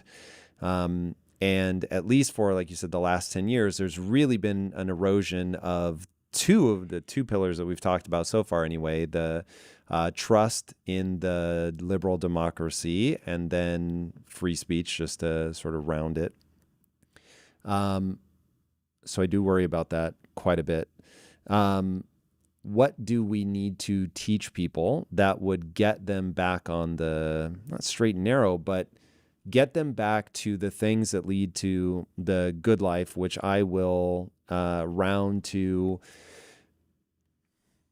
being able to say what you think is true, being able to explore ideas so that you can hold a nuanced opinion, and then having faith in the system. I think as I said, the liberal house is our best ticket to good times. And our liberal house stands strong if people believe in it and defend it and understand how it works, understand what the alternative outside is, and they realize how important this is. So teaching how the government is structured? And so what I would want kids to learn is, so then and if the support beams are based on common understanding of the values and defending them, I'd want them to learn the value of those support beams. So free speech. I'd want kids to be taught that words, the old phrase, sticks and stones will hurt my bones, but words will never hurt me, because, have a thick skin towards words, and that if you disagree with someone, you can either walk away. That's a totally good option. You can have a debate, but you don't try to hurt them. How are you going to switch that? Because Jonathan Haidt and what he wrote about, I think it was 2014 is the year that he pegs just everything changed and people went from believing in that to wanting to be protected. They want safe space. They're in a defense mode. How do we begin to unwind that? Well, so that's a specific ideology that has been, teachers have been trained on that in the MA programs. They are ideological factories, and they have been for a while. So a lot of these teachers go into schools, they've been indoctrinated, they indoctrinate kids into a specific, again, I don't mind, as a liberal, I'm saying if your teacher wants to teach Marxism to kids, bring it. Just say this is one point of view and a lot of people disagree with it. Then it's fine. And by the way, here's what other people think. And here's what these people think. And bring this, then I have no problem. But how do we get back to that if people are clamoring for safety? Okay, well. And they believe that words are violence. Because they believe that words are violence because they're being taught that, right? So they have to be. You think that's it? Oh, of course. You don't think this has anything to do with social media? No, I think that the reason I parenting? think that sticks and stones will break my bones, but words won't hurt me is because I was taught that. That's a specific thing. It's not necessarily intuitive. And now I think that woke ideology doesn't believe that. It believes words are violence. Specifically, it says words are violence. And so, and it even goes farther. Silence is violence, right? So you actually have to not just not disagree with our ideology because that's violent, but you have to actually be an outspoken proponent of it because otherwise you're being violent. It's a huge manipulation, and it's the exact opposite of what you would teach in a liberal democracy if you wanted to uphold that democracy. You brought up Hitler, right? And you brought up Lenin, right? The Bolsheviks, and you could say Mao as well. One of the in indoctrinating kids, one of the things that all of they had that the current movement, that woke movement does not have, is the ability to murder your parents if the parents are saying the wrong thing, or if the kid speaks out in class, they're going to get sent to. Right now, they actually, there's a soft cudgel, and a lot of kids, I don't think believe necessarily what they're being taught, or they're being taught something different at home. I don't think it's as easy as you can't really have it with purity, indoctrinate a generation today. It's much harder. There's the internet, there's chat rooms, right? So I don't think I'm very concerned about what kids are being taught. I think it's also just, it's bad for the kids. It's really like I'm sad for kids that are learning that if someone disagrees with you, they're being violent, and that the right way to handle disagreement is to punish the person. That is what they're being taught, that you go tell the teacher, you punish the person. Eventually you go and tell social media and you get them fired, right? So that translates right to that. I think it's bad for the kids. And of course, there's all these, rising anxiety and depression and all of this. So you can, there's correlation, causation there. But I don't think that any of this is good for kids. But I also think it's awful for the society. But I don't think they have the hard cudgel. And I feel like I feel some optimism here, because a lot of people. Do you see the optimism in the data? Well, what I see is, for example, I'm talking about this right now. If I were in Nazi Germany, I'm going straight to the gulag when I walk out of here, because I'm sitting there and criticizing the capital P party, right? And so now you're going to really indoctrinate kids, because no one's going to. There are so many people saying what I'm saying on the internet right now.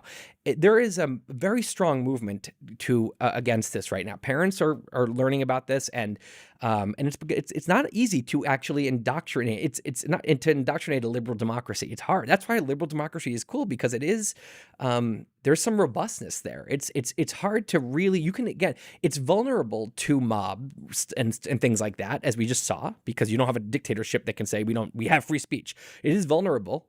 But it bends, but it doesn't break very easily. Bends easily, but it doesn't break, right? Which is the Red Scare. It bent, right? All of our values are going out the window. We weren't acting like Americans. All these liberal values, the House stood. So it's not that I'm the person who just said we shouldn't get cocky. The House can fall down, but I don't feel hopeless. I feel like what needs to happen is people saying what they think. So when it comes to like kids and curriculum, yeah, I think there's a lot more awareness right now about this issue in K through 12 schools that wasn't there 3 years ago even, right? This is new. Social media, you could say, is a big problem. Everyone knows that now. Everyone talks about how social media is making us tribal and bad and unhappy and depressed. 10 years ago, everyone thought social media was great. That's when you're really vulnerable to it. So I just see a lot of progress. I see the country's wisdom starting to come along, and it looks to me a little, if I could zoom out, if I could predict, I would say that we look back on this time as like we look back on the Wild West, and that it was kind of social media sprung up. There was like mob rule. It was kind of chaotic. Radical ideology kind of like, started changing curriculum in schools and getting people fired. And this reactionary movement, was denying the election. It was kind of nuts. And that because we got, the primitive mind won round one. Because in the chaos, and then wisdom started to prevail. We created better systems. We created new kinds of social etiquette, and wisdom started to prevail, and people started to speak out. Just like after the Red Scare, at some point, it would have been terrifying to say, "I think communists should get to live here and be free and have the same rights we do, and they should be able to speak about why communism is great, and that's what a good American should say." I can say that now. I would have been terrified to say that in 1951 or whatever. So we come out of these periods too. And so I don't know. I feel very frustrated, but I also feel like there's a good route towards a better way. All right. Talk to me about power games versus liberal games, because this feels like I love your optimism that ultimately liberal games will work. But like I was saying earlier, none of this made sense to me until I started reading Nietzsche and the whole idea of will to power. Will to power being this sort of innate thing where you want to have control of your own life, but also being this strong drive to want to just be in control. And when you look at some of the current battling, it feels like that. It feels like will to power sort of taking over on both sides. What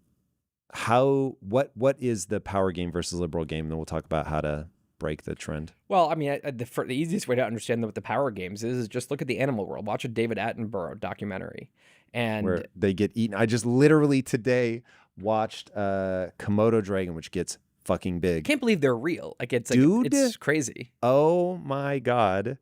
And it ate something the size of a deer. I don't know if it was a deer, gazelle, whatever. It just ate it whole. Yeah. It just ran up, it's a dinosaur. grabbed it, yeah, literally, and swallowed that thing whole. It was the creepiest thing I've ever seen in my life. Right. So, yeah. So let's talk about that. So the Komodo dragon ate the gazelle. Yup. Was that fair? Well, I don't know. And who determined? Because the gazelle had one plan. I want to keep my body for myself and keep living.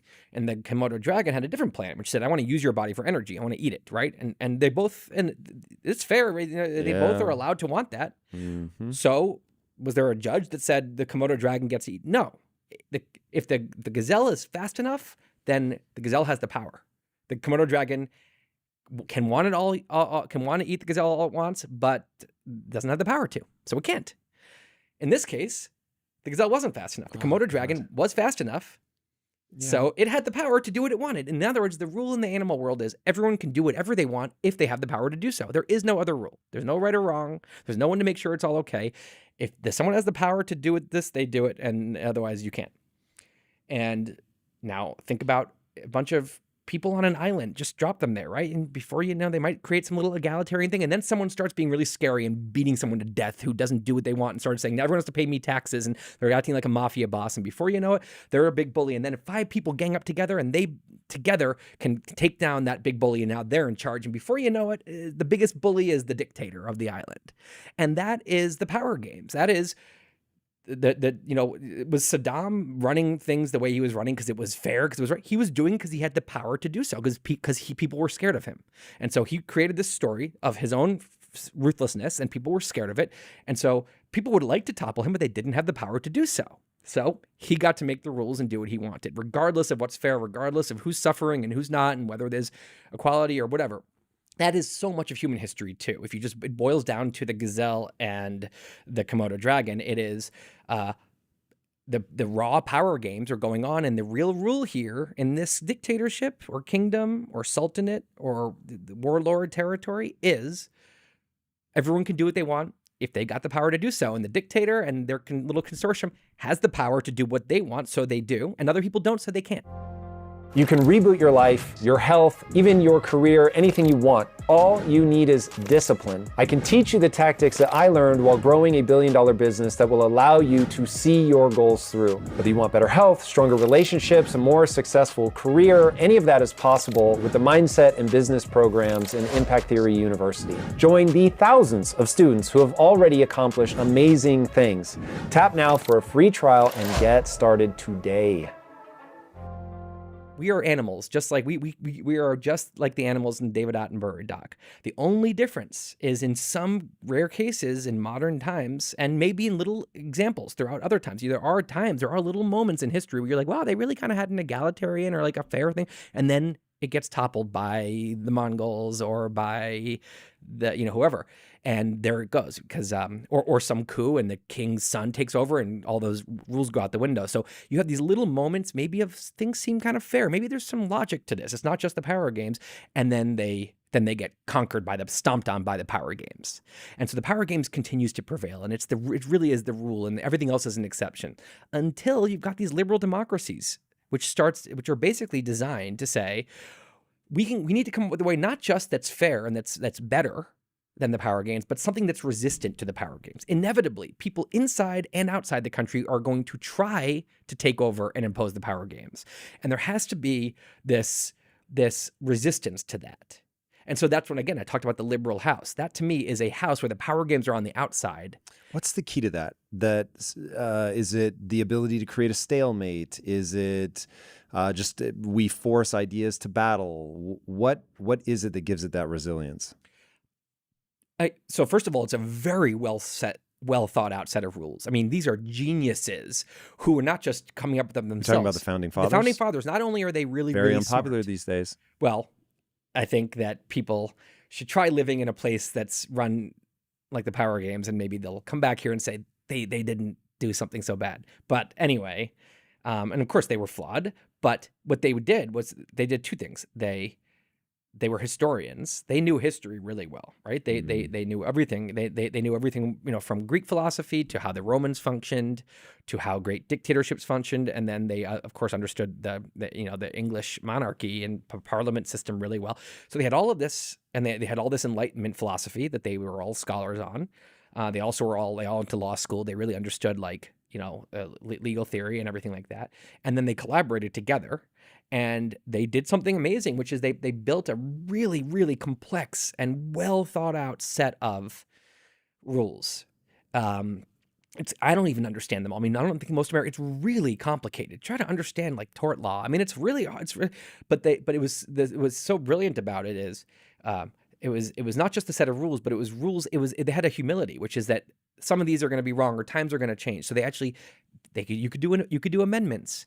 The court justice system would actually develop and evolve through precedent over time, and a president could come in and impose a new bill and sign something new into law, and they didn't anticipate the need for trust busting and but What's that? the breaking up of monopolies. Oh. Because but Antitrust, then got it. that became an issue later, and so they whatever, and so there continues to be new changes, and then the system is able to argue and fight about it and end up coming to new rules that continue. So it's just rules are built upon rules, and it's far from perfect, right? It has all kinds of problems. There have been a lot of flaws, but it's this kind of, it's almost like this living system of rules. Now that's half of it. The other half is that America has like American religion. We believe all men are created equal, and equality of opportunity, and life, liberty, and the pursuit of happiness, and free speech, and that you'll have Americans really have this religion of freedom from the government, and justice and fairness and whatever. Again, a lot of Americans haven't always followed that, but there is this real ethos, and together it is the really, really well thought out set of living laws and that enduring ethos. That is, without that ethos, who's going to uphold the law? I mean, if no one believes in it, it all goes to hell. So it's this belief in it, this reverence for those set of laws. That together is robust, and it can stand up to a lot. I mean, there's a great quote from I forget who, it was some Republican strategist in the early 50s, and he was basically saying, he was saying that Americans are acting, who are so scared of communism, they're acting like the very people that they're so scared of. They're not, we are not acting like Americans. That means something. Again, Reagan and Hillary Clinton, completely opposed ideologically, say the same thing about peaceful transition of power. So there's this American religion which is very powerful. And so that to me is the liberal games. The liberal games is composed of these laws and this ethos and this belief in those laws that together has, at least for a couple hundred years, pretty much fended off the power games. Like there's, I always think, we give terrorists a fair trial. Someone can come to the U.S. from outside the U.S. and kill 100 people, and they will get a defense attorney, and they will get into a jail cell, and they will get a defense attorney, and they'll get a fair trial. That is so civilized. I mean, sometimes I'm just like, damn, that is so, it's not the power games here. And, again, it's the power games are always lurking under the surface, right? And so you could say, oh, there's, crony capitalism, and there's institutional racism, and there's these, these things that are actually the power games in disguise. And that's true. But power games can't fully take over. The liberal games is really powerful and really strong. And I think people who live here, they don't realize how much suffering they're not experiencing that so many of the people in the past experienced, and uncertainty and fear of invasion and fear of, dictatorship and fear of a coup, that you just don't have to wake up and be scared of that. You can go live your life. And that is, and you also can go to the grocery store and it's full of, because liberal games also has been incredible for, for prosperity and for resources. So I'm a big liberal games fan. And someone might say, well, you think liberalism is perfect. And I'd say, no, I bet in 300 years, if I went into a time machine, I bet they come up with something even better. It's just at this moment, it's the best thing that we've done as far as I've seen. I'd like someone to tell me that actually this system, which was very anti-liberal, has been better and for just as many centuries. And show it to me. Like someone points it out, I'll listen. That's interesting. The time horizon being one of the key elements of it. Because, and maybe I'm painting the liberal picture inaccurately, but it feels to me like there isn't ever going to be anything better than what I call the physics of progress, which is essentially the scientific method recontextualized for other elements of life. This was me trying to teach entrepreneurs how to build a company, knowing that if you want to be a successful entrepreneur, the thing you have to get right is you have to be able to solve novel problems. So not only problems that you haven't seen before, but problems nobody's ever seen before. And so it takes a method of approach. So I write this whole thing down. How do I do this? How have I run my companies? And I end up writing out like these 5 or 6 points, and I pitch it to my team here, and I'm like, here's what it is. And one of the guys goes, oh, that's the scientific method. And I was like, is it really? Like, I unfortunately did not pay attention in high school. And so I went, and yes, in fact, it is. I mean, it's a slight different set of words, but exactly the same idea. And it is basically going back to my definition of truth, that you're a prediction engine. If you're in science or otherwise, what you're doing is saying, I have this hypothesis, which is just a guess. I have a guess that if I do this thing, it will yield this outcome. And in business, you're doing it in a motivated way. So it's like, hey, I'm trying to get to this outcome, and there's an obstacle between where I'm at and where I want to get. And I have a hypothesis about what I need to do to overcome that obstacle to get where I want to go. Then you're going to do it. And now this is where, going back to this idea of your ego, if your ego's around learning, this will work well. If it's around being right, you're going to be in real trouble.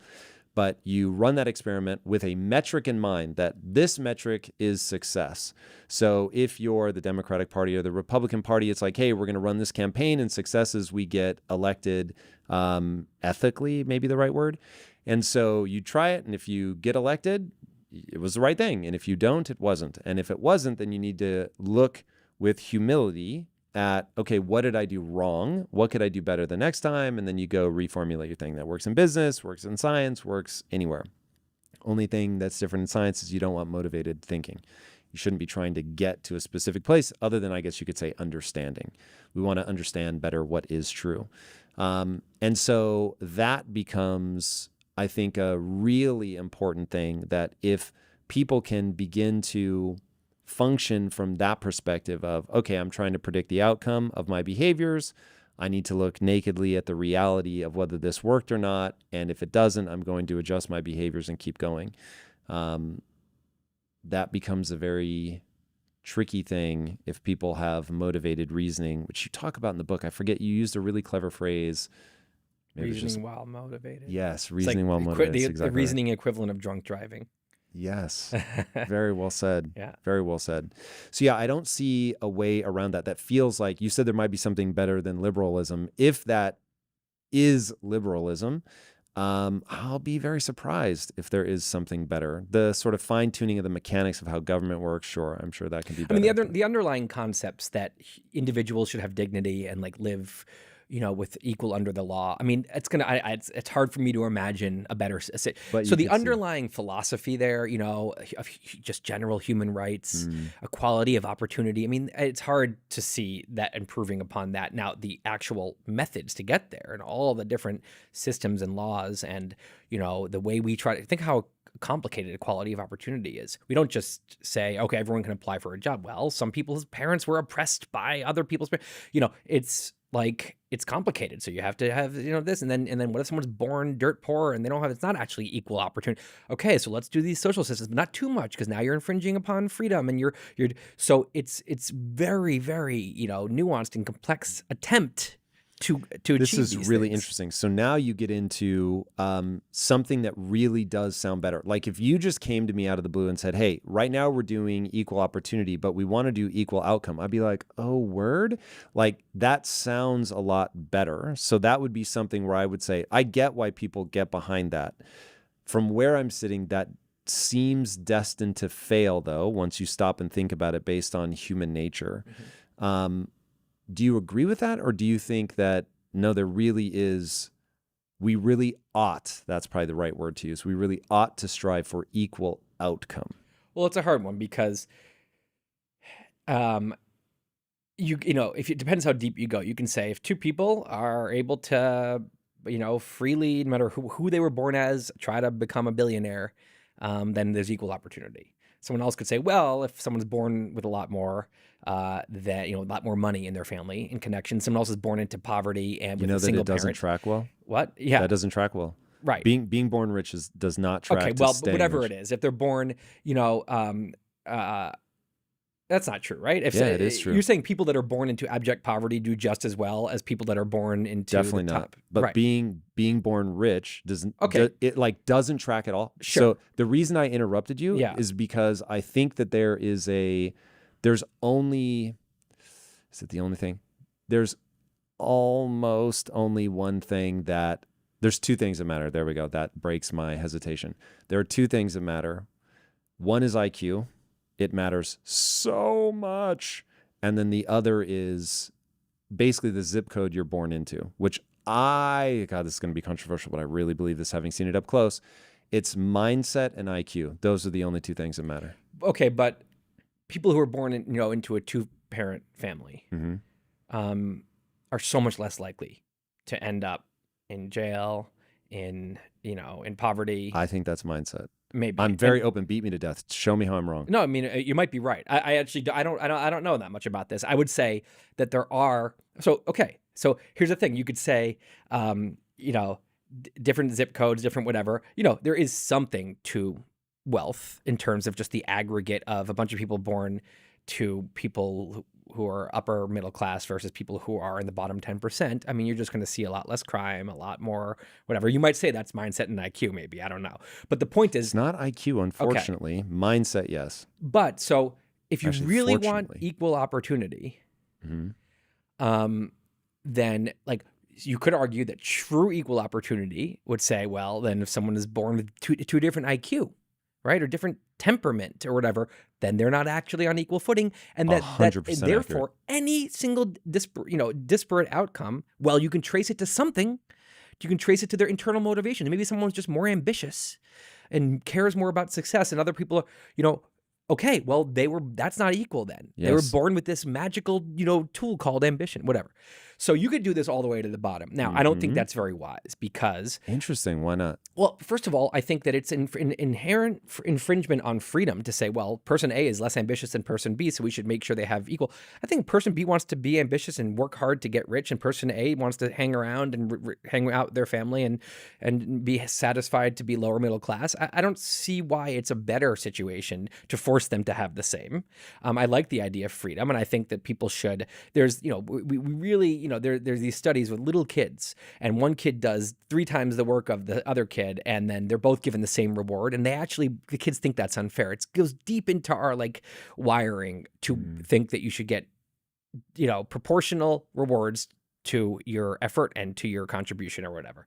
So I think people should be free to pursue, what they want, and the point. So you, on one extreme, you say if there isn't some actual thing where jobs aren't accepting people from this background or whatever, because that's actually not equal, then therefore it's equal opportunity enough, and what will happen will happen. And then the other extreme is saying inherently anything that's different you could trace to something that was different about them. Maybe it's literally their brain itself, but that's not fair because they didn't choose to be born as this person.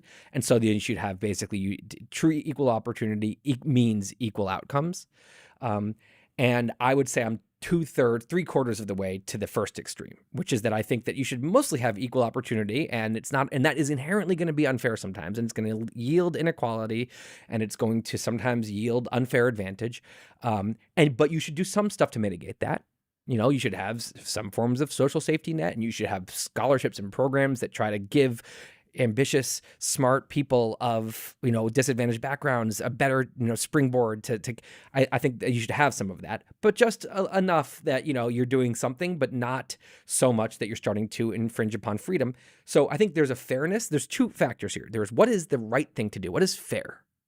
And to me, I think that almost equal opportunity with some adjustments is still unfair. But these are all unfair. And to me, that is the best balance that makes the most fair situation, even though, again, it's just not always, there's not one situation that's if you force equal outcome, that's just not fair to the person who works harder than the other. But then there's also what's practical. And so equal outcomes, we've tried it. It turns into abject poverty and brutal equal outcomes, right? It turns into the rulers making the rules have billions, and everyone else is in poverty, and there's everyone's hungry. Why do you think that is? I think it's I mean, again, I'm not a scholar on why communism doesn't work, but it seems partially because human nature. I think if what do you mean by that? Okay, if you have 10 factories and they're in a free market, they're all incentivized to try to outcompete the other factories and work really hard. And if one of the factories is producing half of the total yield of the 10 factories, they would get a lot more. And if you change that system, you say, it doesn't matter how much you're all producing, you're all going to end up with 1/10 of the total yield. It's obviously a disincentive for the productive factor. How did the productive factory get productive in the free market? It thought really hard about strategy. It worked extra hard. It worked those extra hours. It innovated. All those extra things super hard work, innovative, just the human spirit of like, how can we, be creative here? It's going to melt away. Not some people will still have it, but most people are going to. I mean, I don't think I'd be nearly as ambitious if I knew I was going to have the same outcomes, not just in money, but in anything. Just if I knew that what I didn't have any outcome on my life. I'm not that. I'm kind of a lazy dude. I don't think I would do very much. I don't think anybody would. Right. And so it's obvious. I mean, this is kind of like human 101, that like this is not a good situation for prosperity. And inherently, the other thing is that it requires totalitarian government to keep everyone equal. You have to shove. Humans are so inherently unequal in so many ways that to make them all equal, you have to really apply a pretty oppressive force.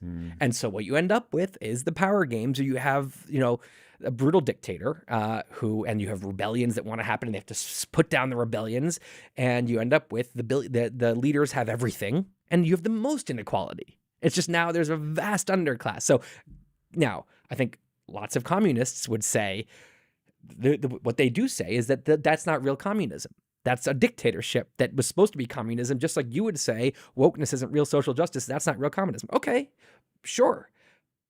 But there's been 100 experiments or so, and they've all pretty much turned into abject poverty. So it's just, this is not like, I'm just basing this on history, going full to the end of forcing equal outcome. Even if in some arguments, you might say that is the fairest way. Okay, that's one philosophical position. I don't necessarily think that's true. But regardless of the fairness argument there, it just is deeply impractical. So you can't not think about practicality. And so to me, the U.S. is trying to, I think that, and again, just right here, you have the Republicans and Democrats disagree on where they should be on that spectrum of equal. So I don't know where I want to be exactly. I don't know, but I would say I'm 3/4 of the way to the pure equal opportunity free markets and 1/4 of the way to the forced equal outcome. And that to me is somewhere in there, seems to me, and I admit that I might be wrong about any of that, seems like the best balance of fairness and productivity. So interesting. So yeah, the whole communist thing, I don't understand. This feels like one that people can eliminate at the thought experiment place to what you already said, which is no one is going to work hard and be ambitious if they're going to be rewarded in exactly the same way across the spectrum. Did you read the book, The Red Famine? No. Oh, if you want to terrify yourself, read The Red Famine. So I like to read books as I'm falling asleep. I couldn't do that one while falling asleep because in the book, there is a point at which, so this is what happened to the Ukraine in like the 1920s. And about the time the woman ate her 7-year-old, I was like, I'm out. I have to read this while I'm awake. I can't do as I'm drifting off sleep. It's fucking nightmarish.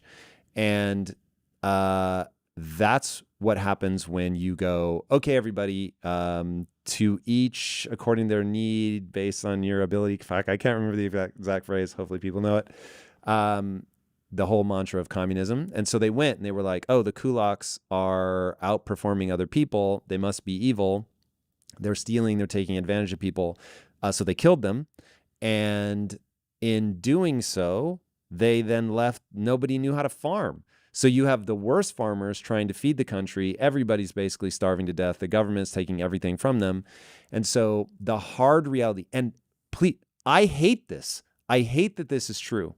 But we have different abilities. We have different levels of intellect.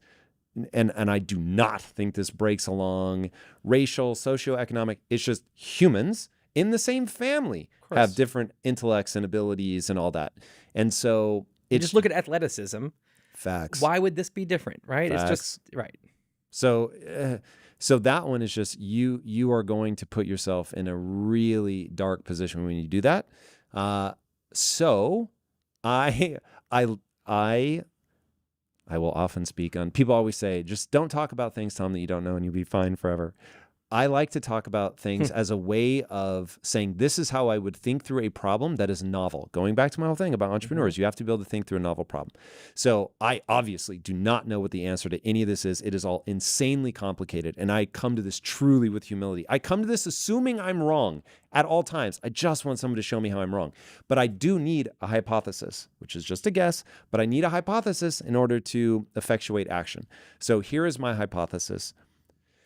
You're never going to get equal outcome without the most sinister hammer to beat down the people that rise up, because getting the people that are underperforming to rise is brutally difficult. It's just way, way, way too hard. So people are always going to default to beating the people that are succeeding down. But if you want to get close to equal opportunity, it is when you take practicality into it, it's education is the only question.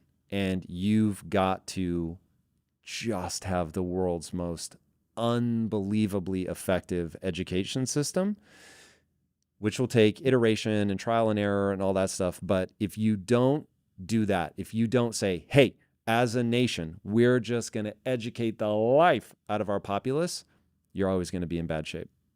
Yeah, I mean, when you educate, what you're doing is you're taking the raw talents and you're actually like bridging the gap between raw talent and productivity, right? Because there is a big gap there. If someone's born in the woods, if Einstein is raised in the woods by a pack of wolves, he won't even be able to invent the bow and arrow, because it doesn't matter how smart he is.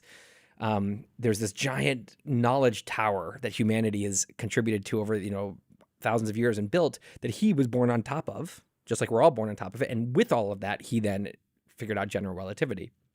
And so think about how much more Einstein could do for the world because he was educated. And so, of course, it's just that's the extreme example, but like every kid has some talent and some ability. And when you're educating them all, you're just maximizing the potential there.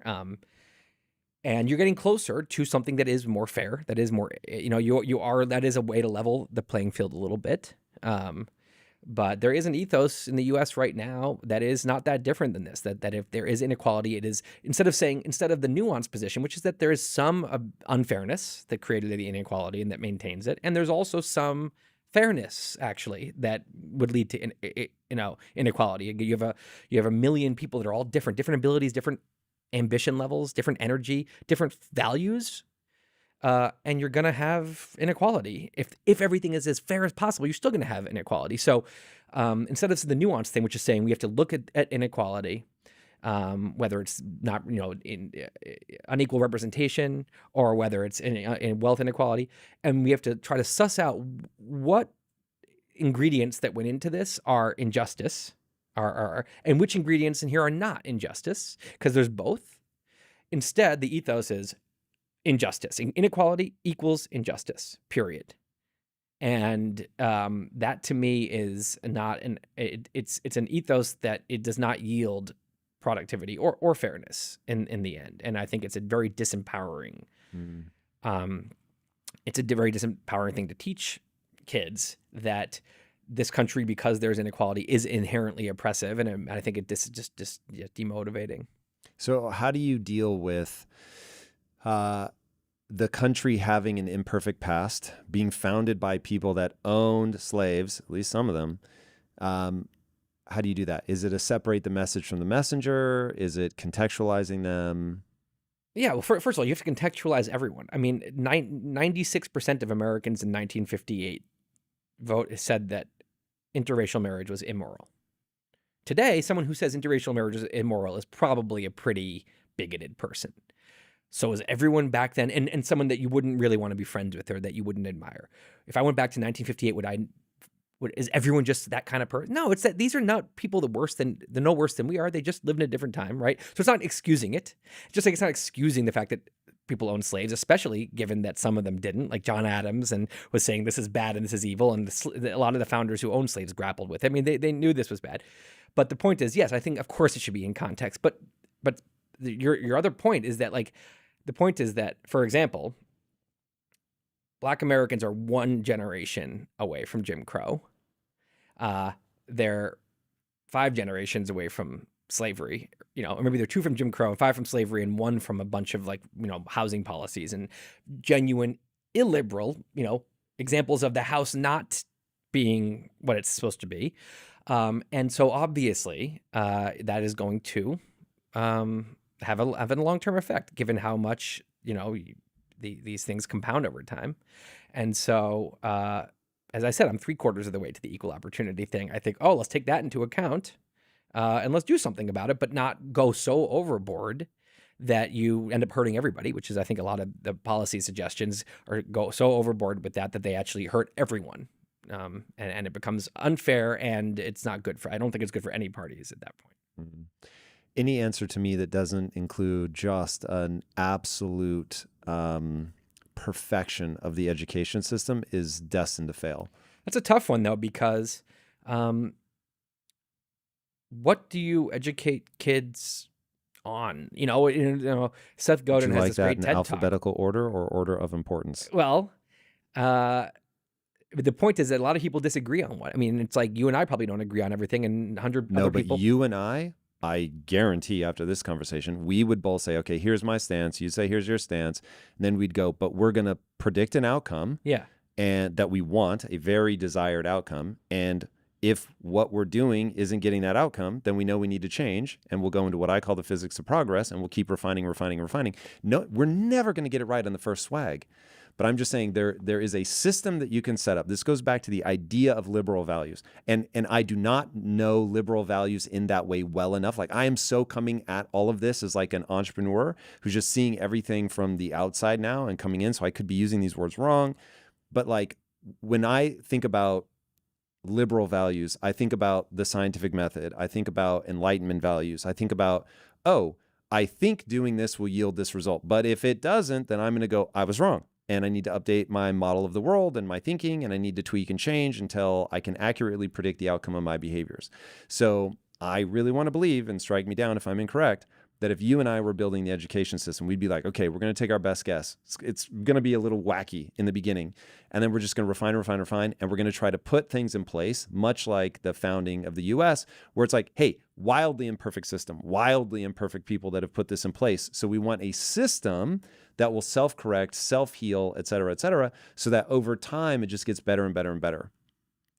True? Yes. I think you talk about with entrepreneurship, you have a metric, which helps. You have something to measure. Yep. Here you could do test scores, but then you have teachers teaching to the test, right? You could say it's in wealth, but maybe you have mass depression. So it is also, you have to figure out. It's a tough one because sometimes you're not going to see the results for 20 years. So it's also not a quick experiment. Yep. Unfortunately, far longer than 20 years, I'm sure. Right. And so you're not going to see the results for a while, and it's also, you have to also argue about what the metrics even are that you're going for. Mm-hmm. Are you trying to, then there's also there's a lot of facts that, there's a lot of education does not happen in schools, as evidenced by the fact that so many experiments, when they pour money into schools, it doesn't change anything about the test scores or the outcomes.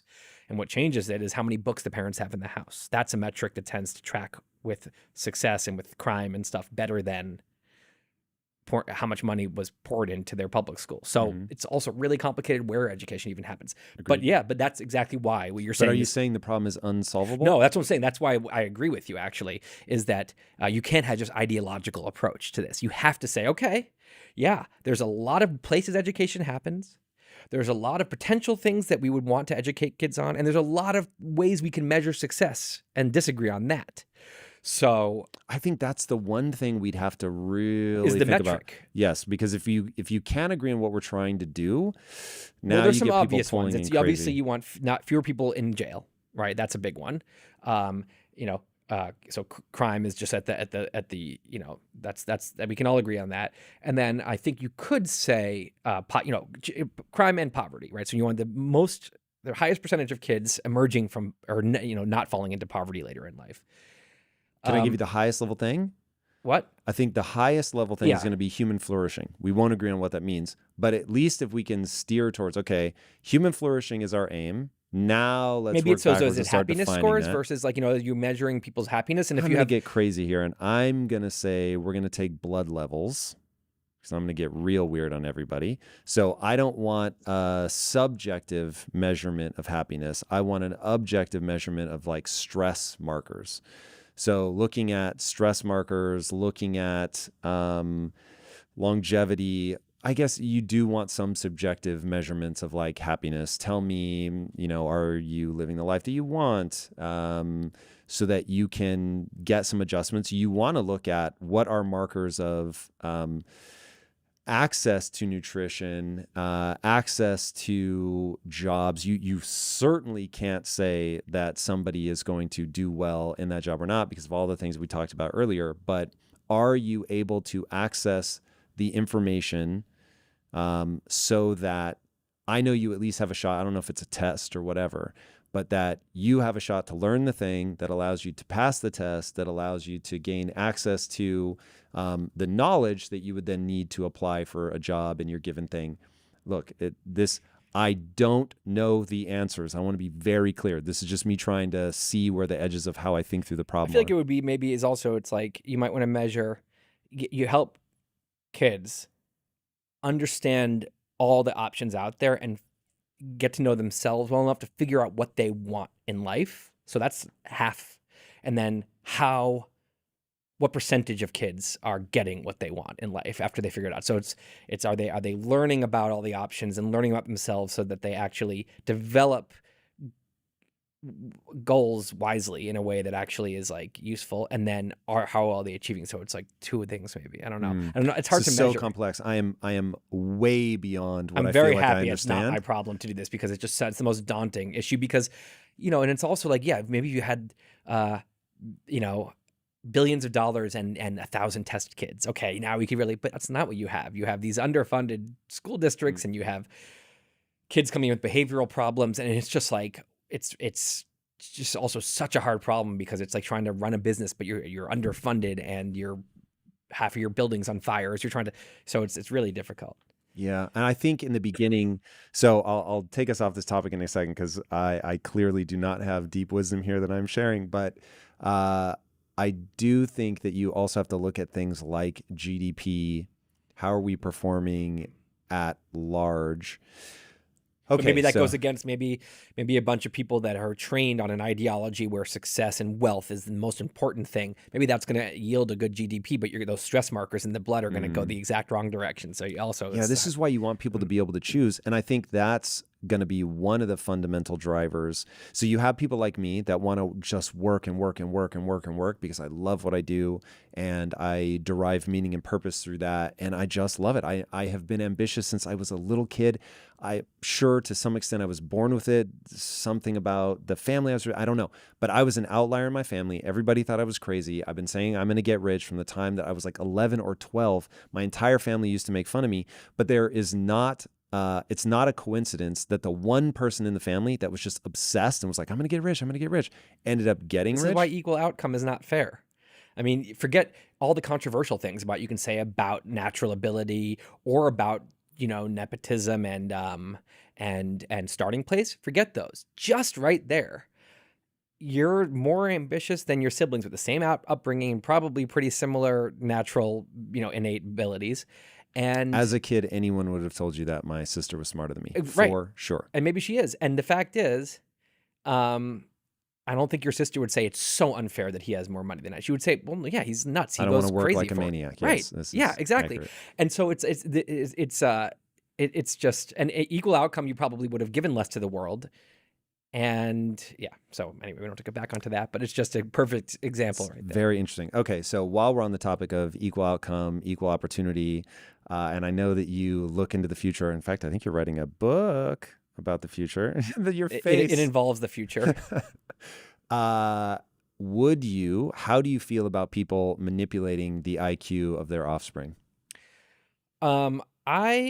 With caution, and I think just like anything, think about new technology that is developed. Well, what do? We start to understand it. We argue about it. We have political fights about it. We get wiser. New kids are born with fresher eyes on it, and we see a bunch of bad mistakes that are made, and we learn from them. And over time, we develop wise policies. So with all of the usual, friction, I'm all for it because, first of all, I wasn't expecting that answer. I love it. Oh yeah, well, because first of all, like you said, IQ matters. I mean, it's a predictor of crime and success and mental health and happiness and all these other things. I'm not sure about happiness, but it is predictor of all these things that are important in life. So more of it, I would say, is probably on the aggregate good. I think we can be better at solving problems. I think people can be better at getting what they want from life and living rich lives if they have a higher IQ. And I think that I think on the aggregate, I think we can solve more problems and be wiser together. And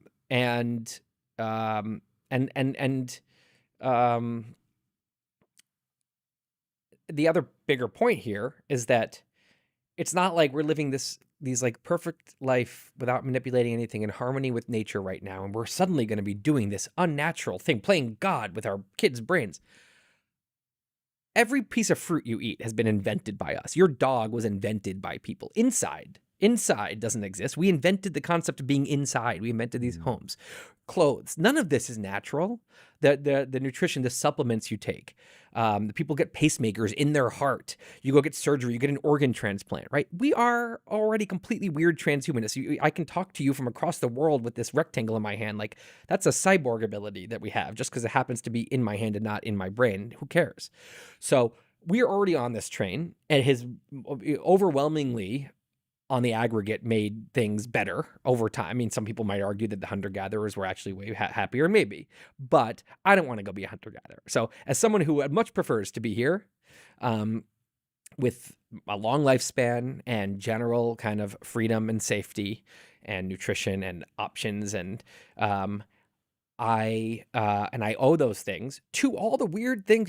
Beavers build dams. Would you say beavers are playing God with the river? No, it's like that's what they do. We happen to be mega beavers, and we build all kinds of weird. They manipulate a river. We manipulate everything, right? And so of course you can go too far. You have climate change, right? You can obviously this ability can get us into trouble. That's why you want to be wise. And I'm sure the IQ manipulation of kids' genetic engineering, obviously that can go in really unwise, awful directions, and there will be some horrible tragedies. But just like cars come around, million people, maybe 2 million, die every year in car accidents, right? I don't think many of us want to go back to horses. So there will be tragedies. It will come along with real downsides, but I think it'll be a giant net positive over the long run. Or even, I don't even have to say that. That's strong. I'm not sure it'll be a net positive, but either way, it's what we do. We build all kinds of dams, and this is going to be the latest. And so we're not going to stop it. We're not going to stop humanity from innovating. So the best we can do is say, okay, what have we learned from the giant technological paradigm shifts of the past? Let's try to be as wise as possible about this crazy thing that's going to happen. And the best thing we can do for this and all future crazy debates that we're going to have about these new things that are happening and how to handle them is scientific method stuff. Can we experiment? Can we argue? Can we have nuanced debates? Can we come up with wiser solutions? If the genetic engineering thing becomes abortion, and you have the pro this side and the pro this side, forget it. Now the whole thing is just a religious war, and no one's thinking. And it's just if someone on this side disagrees with their side, they're going to be ostracized. And so it could get there. And that's part of what concerns me about our current political environment is that we have so many hard problems ahead, big discussions we have to have as a species. And our society has to be able to have its wits about us. We have to have our wits about us going into this future where we're getting more godlike power, and be wise about it because the stakes are going up. And when I hear about a debate like that, I just kind of have this nightmare scenario in my head of today's culture, handling that. And I think very quickly you have this crew and this crew and this conspiracy theories and this, and just, we won't be wise. That's a great way for us to be our worst selves and make bad decisions and really screw things up. I wrote a comic book about this called Neon Future, not about this, but about this culture making a very important decision about AI and robotics. And in the comic, my hypothesis is that the world will bifurcate, and there will be people that are like, over my dead body, revert technology, go back to somewhere in the mid-90s. And then other people will embrace it wholeheartedly, and that you'll get this schism. As you think about the realities of this culture is going to make decisions about AI, it's happening right now. What do you think? Is this all going to go awry? Because we're having to contend this minute. I mean, it's any prediction I would make is totally out of my ass because we haven't done this. It's like AI is the way to think about it is there's a super intelligent alien species on its way here. And we don't know if we see the spaceship, we're not sure how fast it's moving. We don't know if it's 4 years away or 40 years away, but it's coming. And someone's like, well, I'm an optimist. Someone's like, well, I'm pessimist. It's like, who the hell knows? Are they altruistic? Are they coming here to conquer us? Do they not care and they're just going to stomp all over us by accident while doing their thing because they just don't care either way? We don't know. We don't know what they want. We don't, and we are, in this case, we're building it. Just, I think, if humanity were a single person, I would say you're an idiot for building this. But humanity is not, and it's a collective, and it has a life of its own. The collective humanity, I call it the human colossus. It builds, and there's not really anything you can do to stop it. And even if the individuals all say this is bad, it's someone will be building, and then it's an arms race, and then you have to. It builds, and so progress is happening. The aliens are coming. We are summoning them, regardless of whether each individual is saying we shouldn't do this. And so I have no idea what it's going to be like. I think we should. And now, the one difference this year, we are actually creating. I think it is inevitable that the aliens come because we're going to build this. What's not inevitable is we actually can possibly control the personalities of these aliens and their goals. Maybe not. Some people would say Eliezer Yudkowsky would say we're 50 years away of AI alignment research from being able to have any ability to control what they're going to be like, and we should stop it when we can't. So it's doom. And then other people argue that we should be able to actually. Jan LeCun says, we should be able to raise it like children into being who we want it to be. I don't know. We've never built this before, so how would I know? I'm not the AI researchers, the ones actually building it. They don't know how it works or what's going to happen. So I certainly don't know. And I think a lot of times people's optimism or pessimism in this situation like this is just about who they are. Some people are just optimistic, and that's what their default is, unless it's officially bad. They know, then they're going to always just default to optimism. And I'm like that. So in my head, deep down, if you set me in a time machine and say I'm pressing 2060 and you get out of the time machine, my gun to my head, I expect I get out and I'm like, this is awesome. Everything's amazing. That's what I think. Partially because that's what's happened in the past. Someone from 50 years ago or 100 years ago, that's what they would think about today's world. They would think it's incredible mostly. And so I think I think some other people, they assume 2060 you get out and it's just either humans are gone or it's back to the Stone Age, or there's an AI dictatorship or human dictatorship using AI and we're an awful dystopia. Who knows? Are you on board with pressing pause on the development, or do you want to see it go? Yeah, I mean, there was like that letter. There was like something very basic. It was like, these large language models are moving very quickly. Let's press pause on those. Yeah, that just seems wise. Like you're like, we're in a car, barreling up a mountain of progress, and there's kind of thin ridges, and we don't go off let's just pause for a second. Let's talk about it. I mean, that's how any smart human would do something important with such high stakes. They would say, but in this case, some people would argue, well, China is not stopping, so you can't get the whole thing to stop and talk about it. So it's complicated, but yeah, I mean, I think that going full speed ahead with the only mechanism of that's driving the whole thing is just like ambition to build without any kind of like conscience or like discussion or like a bigger picture thinking is obviously not the best plan. I just don't know I don't know if it's realistic. I don't know if that does anything, but yes, I'm all for a pause. So given that seems to have gone unheeded, although there is now some talk about regulation, do you have if you were going to put your ideas in the ring for what we should do with that pause, is it all around alignment? Is it just creating a regulatory environment? Yeah, I mean, regulatory stuff is hard here because you can't halt things. You can't fully control it and make okay, now we stopped it and now we can let it go as we please safely. You can't do that. You can maybe do some kind of regulation with giant computing centers, which is needed for this. That's one thing that we have going for us. Is just that, not let them get too big? Yeah, I mean, maybe that we treat them like nuclear reactors in Iran, and we're just like, we don't want them to, that's one possibility. That's the thing. One thing you have going for us is that you can't, at this moment at least, create super intelligence AI in your basement, your mom's basement, someone genius programmer, because you just need so much raw computational power that right now, big tech almost has a monopoly on, like, the ability, at least for certain things like large language models, to actually train those from scratch. I think just requires a huge, at least, a solid, I don't know if it's just big tech, but you can't just do it from your laptop. So yes, I think there should at least be lots of vigorous conversations about regulation and what would you regulate and what is regulatable here, and what are the risks and what are the pros and cons. I mean, just to be having those vigorous, it should be like, that should be one of the main political discussions we're having right now, and one of the main intellectual discussions we're having. And then, yeah, I mean, it's like when these new large language models hit, it's just like all these new companies are springing up, and it's like this paradigm shift is coming at us very quickly. And yeah, just I think pausing to catch our breath and like see what this thing can really do. You have discussions about, could this lead to super intelligence, or is this a dead end for that? Which, that's a debate right now. Could this thing turn into general intelligence? Or is it not? Is it just kind of like a very brute forced but dumb big autocorrect, some extremely fancy autocorrect? Is that all it really is? And it can't understand English, it can't actually understand the words, or is it actually learning to understand concepts?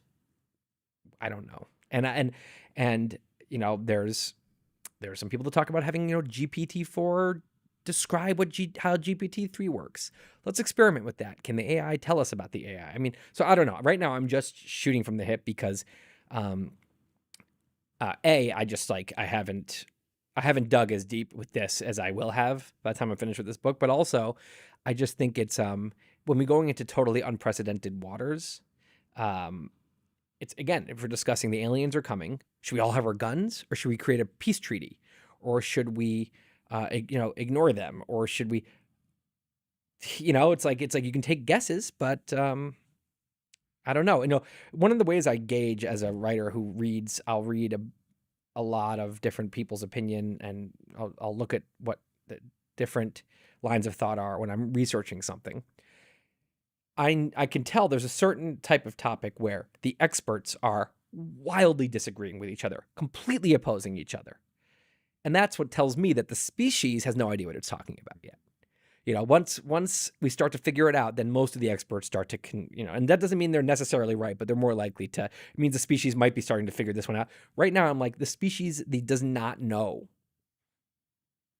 how dangerous AI is, how to make it safer, how great it could be. I also think that we forget that this thing could solve all of our problems if we're still here to have problems. And it also could allow, the AI itself could, of course, become super intelligent, which is super scary. But also, even if it doesn't, you're giving, magic wands to all kinds of people. You're going to be able to have a Zoom convo with someone who maybe you met online, who's been, you started liking their tweets, you DM with them, you became friends. You had a phone call with them, and now you're having a Zoom, and we're talking. And you don't know if they're a real person or not. That's crazy. Right? And so that's when you combine the video synthesis and the voice synthesis and then the language. You put those three together, you have a Zoom call with someone, and you do not know if that's just some code putting on pixels on a screen that looks like a person, or if that's a human. And so we're not that far from that. And then when you have that, what does that mean? You have... So there's one debate about, will AI become sentient? And if it becomes sentient, that's really scary. Okay, but you don't even need that. You can have people believe that's sentient.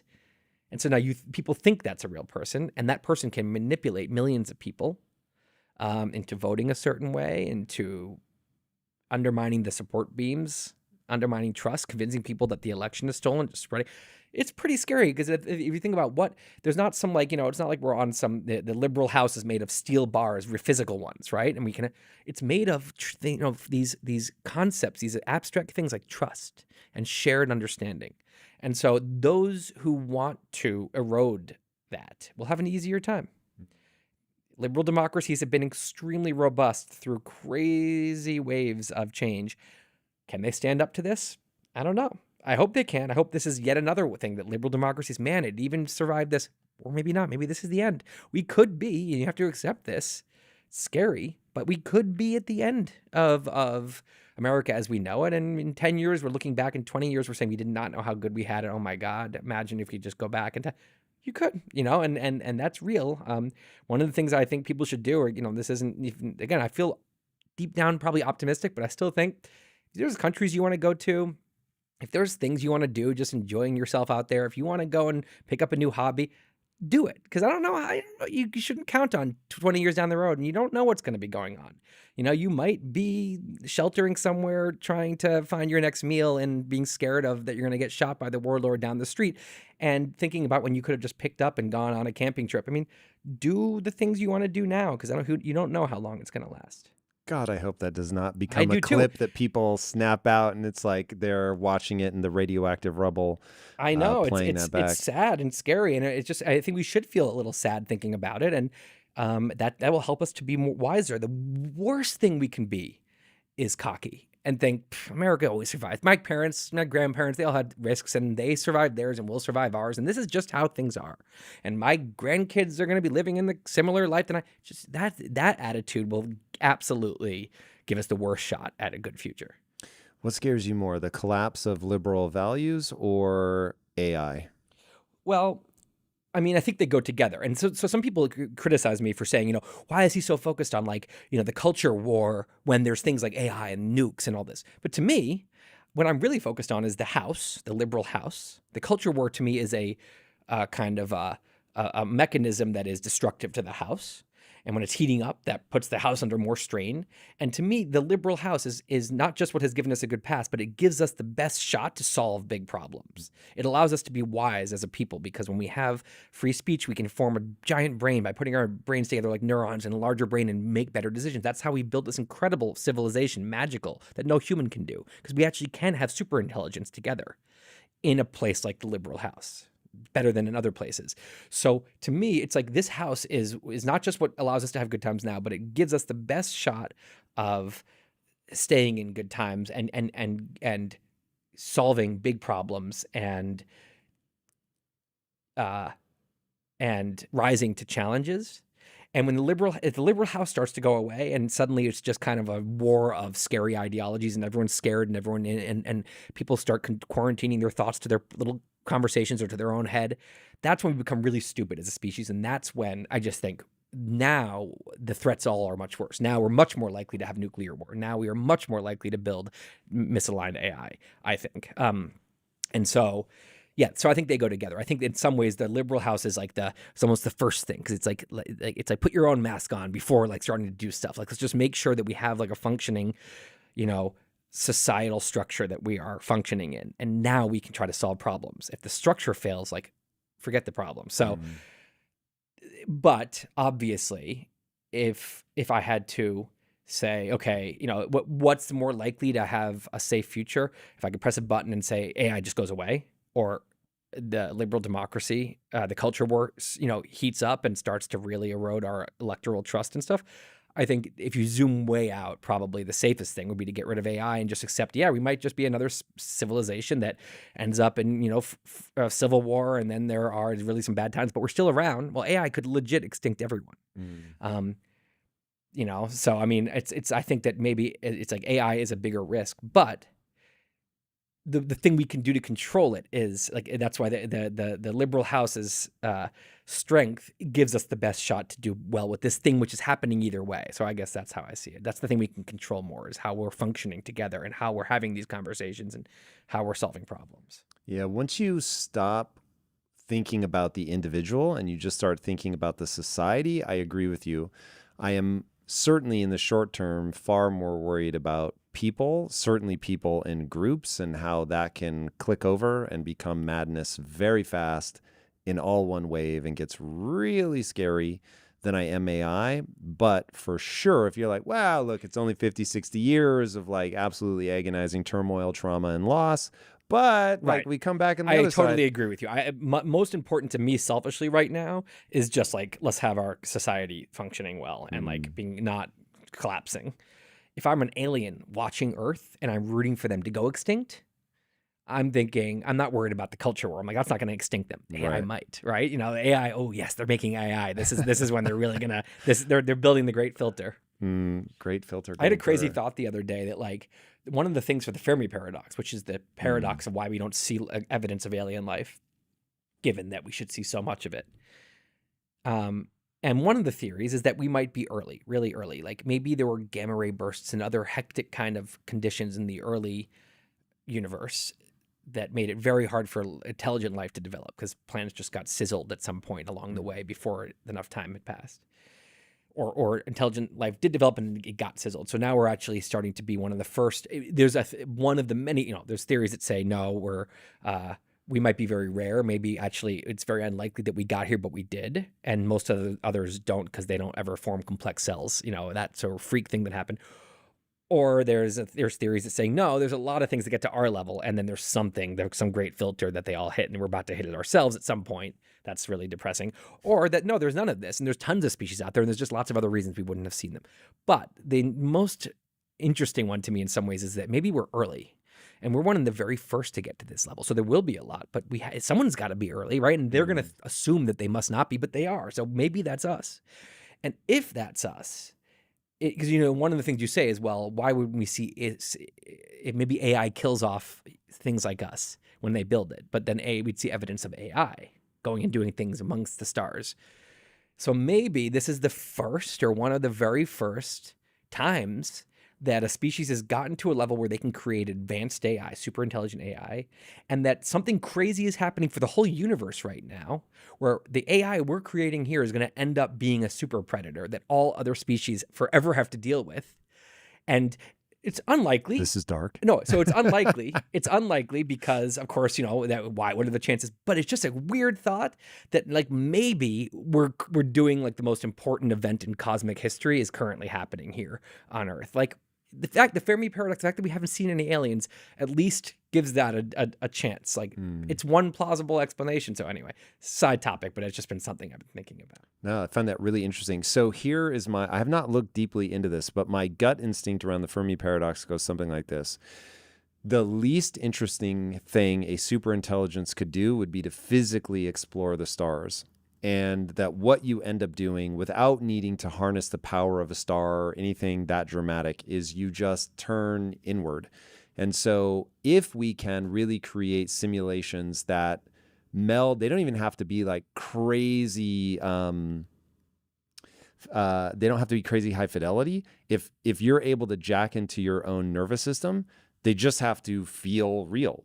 And so you would probably two things would happen. Phase number one is you would begin manipulating your own neurochemistry, your own physiology, and you would call them dreamlike experiences where you can explore not only infinite universes, but you can explore infinite universes that are not beholden to any sort of laws of physics or even logic. So you can just have these incredible dreamlike states, or imagine effectively being able to lucid dream your entire life. Like that would be pretty intriguing.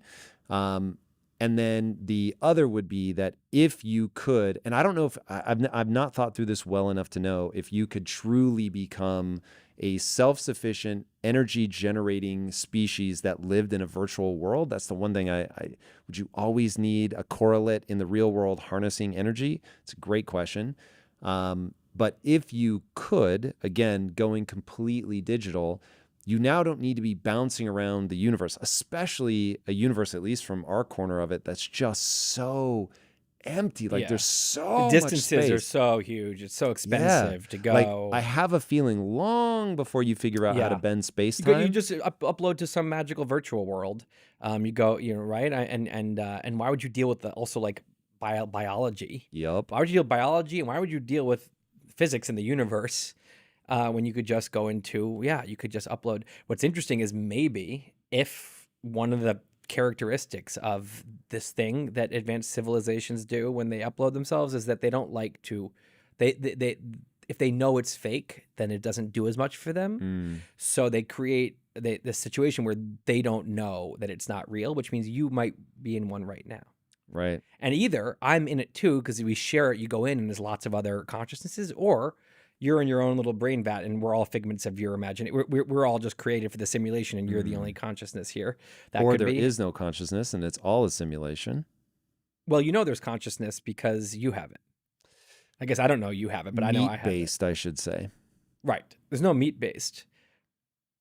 So when you say brain vats, do you mean literal brain vat? Yeah, no. The concept of uploading the more fancy version of that, which So is we are a simulation, but we're all conscious. maybe simulation, or at least one of us. It's just there's always a chance that this is currently what's happening, and of course there's also the theories that we are all one we are in a simulation of some other species that does these things, and we're one of them. And there's way more simulations in existence than real ones, because you can create 1 trillion simulations of one species. So it's much more likely we're in one than not. That's this Nick Bostrom line of argument. But that's another solution to the Fermi paradox, because you'd say, okay, well, if it's like a Minecraft world. It's just like a rendered universe, and they don't spend that much time on it. So why would they program other species into it? They're trying to study us, so they build a universe around us and see how long it takes us to figure out what's going on or whatever. And that's the experiment or not, I don't know. But maybe there's lots of other things in this simulation. But I think that when I look back at people who had thought the earth was flat, or thought that the stars were the underside of the dome of heaven, they feel so in the dark. They feel so like, wow, you just didn't know about reality. Look at this conversation we're having. Like, so yeah, we know more than they did about this particular situation. We don't know what the universe is. We don't know if it's one of those things where you go really far in one direction, you come back from the other side eventually. Like, it's this 4-dimensional kind of self-contained space where it's, like a 4D version of when you walk straight in a line on the earth, eventually you'll come back from the other direction. Maybe we don't know. We don't know if it's a hologram. That's a theory. We don't know if it's a part of a frothing multiverse. We all know if we're in a simulation, we don't know if there's a creator, because if this is a simulation, there is a creator, like religious style, there's a creator. And we don't know if that creator would have our consciousness recycled somewhere else. So there could be an afterlife, like even if you're not religious.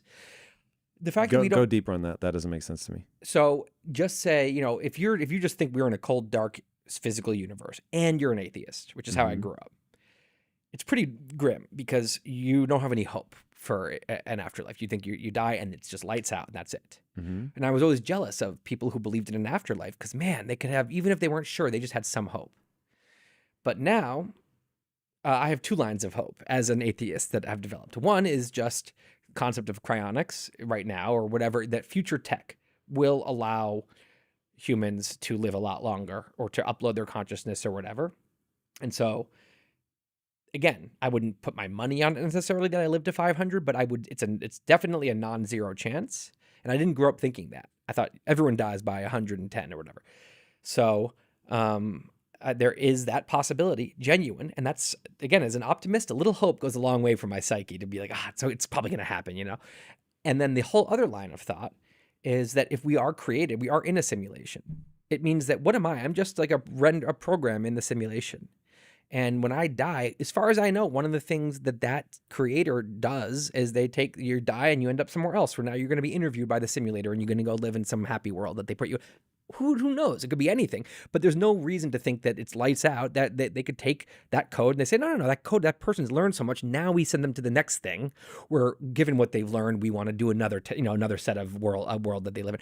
I just don't know. The point is, there's a non-zero chance that the simulator, again, it's very religious it's sounding. It's like there's a creator who can do what they want with my soul, my code after. And those 2 things give me this little, like the sky, the gray sky, like a little bit of blue sky is there. I'm like, hey, who knows?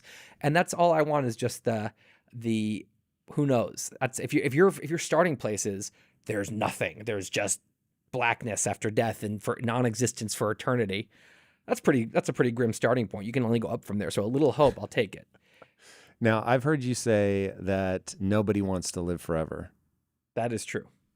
Help me reconcile No, some that people it parts the some clouds. people think they want to live forever, for sure. I definitely do. I one of those definitely people. thought I did. And then I wrote a post on this thing called Graham's number. So, but why then do you consider the possibility of an afterlife to be a parting of the clouds? Because I can choose. I actually once did a post asking readers, how long would you, if you had a calculator? Is this Graham's number? No. You could type in any number, and that's how many years you're going to live. What would you type in? Right. And again, some people, I said there's an infinity button. Some people hit that. And I think that I'll explain why that is very wrong. You're going to have to, because I am convinced. But I would say 5,000 years. I said 50 centuries is a nice chunk of time. 50 centuries, I could do a lot. And, I probably, granted, I'm sure on century 49, I'd suddenly be like, I wouldn't be like, I'm ready. I'd be like, no, I have so much more, of course.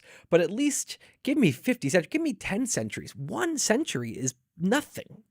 Think about how recent the year 2000 was. Yeah. Remember Y2K? That was almost a quarter century ago. We get max a century. So that's a quarter of a human life since Y2K. This is not enough time. So I'm partying in the clouds because I want my other 49 centuries. Maybe I would like 400 centuries. I'd like my ability to choose. I want to choose. And I think once we are in a world where people decide when it's time to bow out, and there's a whole ritual and there's a ceremony and it's beautiful and everyone says goodbye to them and there's all this closure and they've chosen and everyone respects that. And it's a whole new, culture that's built around this concept. Is that they'll look back on today when everyone got taken by their dying mammal that they live in the first 100 years, and some people got taken really early and they lose loved ones and people still want to live. It is so sad and so tragic, and it is heartbreaking, the reality we all live in. Now, that said, I would much prefer to die at 80 or today than to hit the infinity button. Really? Yes. What? Graham's number. So before I wrote about Graham's number for reference is just there's these endless giant numbers you could conceive of, but this one is famous because it's one of the biggest numbers ever used in an actual mathematical proof. So it's a real number that mathematicians have used. Right. And before I knew about this, I would have said something like the biggest number. Okay, well, you know what a googolplex is? A Google is 1 with 100 zeros. Mm-hmm. So that's big number. I could write a Google in 2 minutes, 1 minute. 1 minute of little zeros that are done. Okay. You would have to have the universe packed with tiny grains of sand, packed all directions, all through the observable universe. And that is 1/10,000,000th of a Google, grains of sand. So you'd have to now go on to, what a googolplex is it's 1 with a Google zeros. So now picture each of those tiny grains of sand has 10 billion microscopic zeros written on it. And every direction for billions of light years in every direction is just sand, sand, sand, tiny grains of sand. Each one has 10 billion zeros. That is the number googolplex. So that's a Google zeros. Now the number googolplex, of course, this is just writing it out. That's just writing the number. So I would have said before something like the biggest number I could conceive of is like a googolplex to the googolplex power. And then I started, and I'm not going to get into it fully here because it's very nerdy. But basically, if you start just doing this, you can have these iterations of signs. So addition is iterated counting. So I can go 1, 2, 3, 4, 5, or I can just go 1 plus 4 and shoot all the way to 5. I can go 5, 10, 15, 20, 25, or I can go 5 times 5 and skip it and just it's like you're doing a shortcut. An addition shortcut is multiplication. A multiplication shortcut is exponentation. So I can say 3 times 3 times 3, or I can say 3 to the third, right? 3 to the 100th. And that's just 2 numbers as opposed to writing 3 times 300 times. And so the point is so you go addition, multiplication, exponentation, you can keep going. And you can go to the next and next and next and next. And you keep going, crazy things start to happen where like a googolplex to the googolplex power is like child's play. You realize it's like nothing. So anyway, if someone's actually nerdy enough to like that, they can go and search Wade Graham's number and read it. But the point is that some of these numbers get so big that it literally gives me nightmares thinking about how big the number is. Okay, so 3 to the third, to the third, to the third. Just that little 4 tower is like a size of a googolplex. Now, what if that tower went all the way to the sun? And now if you multiply that tower out, and that's the height of the next tower, and you just keep going the point is you very quickly get to a place where it's like no one would want to be conscious for anywhere near that long. And then you could just keep going. So I promise you don't want to be conscious forever. It would be the worst torture is living forever that someone could possibly imagine. It's just too much time. The amount of time is scary that you'd have to be around. It's scary to think about. It's interesting. I'm not persuaded by that at all. So here is what I have found is when 2 intelligent, well-meaning people disagree, they have different base assumptions. And if for what you're saying to make sense, one of your base assumptions is that there is some stacking level of fatigue, and that as that fatigue grows, you just can't imagine being alive. What I would say is, let's play a game that I play with myself all the time whenever I'm getting overwhelmed by the past. And that is to say, what if I literally just came into existence right now, this second, and all of my memories are just context so that I, as a meat AI, can keep moving forward, that I have enough contextual information that I can have a decision-making rubric, and so I can move forward. I could ask the exact same question in the opposite direction. What if I have existed forever, but you just have this either looping memory setup, or you forget everything beyond the last 25 years or last 1,000 years, if you're comfortable with 1,000 years. Once you remove that, I'm going to take sort of psychic scars and have this ever-increasing psychic fatigue, why would you ever want to unplug? But if you're looping memory, isn't that just living a bunch of different lives? That's like reincarnation. You're not really you.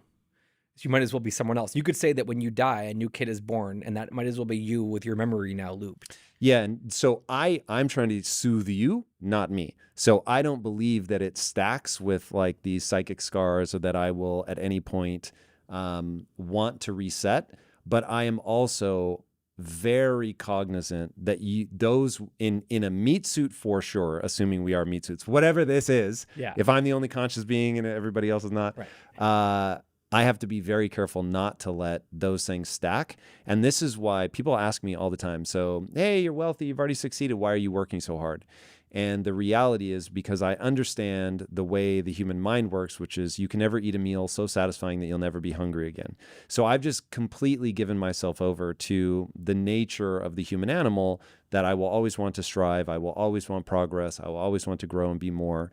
And so in giving myself over to that, never thinking that there is a finish line, the only thing that bums me out, the gray clouds, are I will run out of the ability to generate ATP long before I run out of things that I'm passionate about. And so that is the thing that scares me, is living a life that lacks meaning or something that just energizes you to the extreme. That would be scary. But I have not, I don't want to bullshit you, I would say I've not known a day where I didn't have that sort of drive and joie de vivre. It's not quite true. So you're saying that here's my life so far. And what I see is an atom.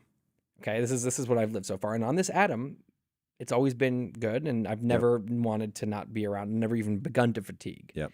And now you're saying, so therefore, if we pack the observable universe with atoms, so they're touching each other all everywhere, and then each of those universes gets shrunk down to the size of an atom, and we pack the universe with universes of atoms, right? And we just keep doing that. Yes. You're confident that on all of those atoms, it's going to be a life worth living. You're not going to be begging to be unconscious and saying that is a lot of confidence from having experienced one atom.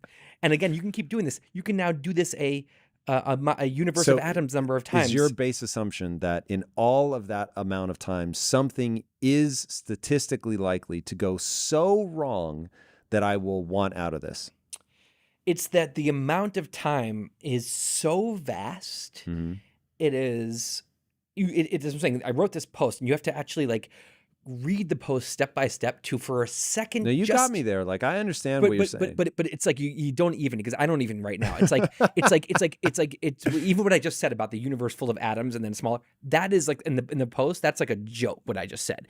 It's like the scale of Graham's number is, and then you could say like Graham's number, a Graham's number time, whatever it is so crazy that it's just like there's no way you don't go completely mad. And it's like, does all of your anxiety go away if I say you can kill yourself at any time? Of course. Okay, so this is just my optimal situation is that death becomes voluntary and people can bow out when they're ready.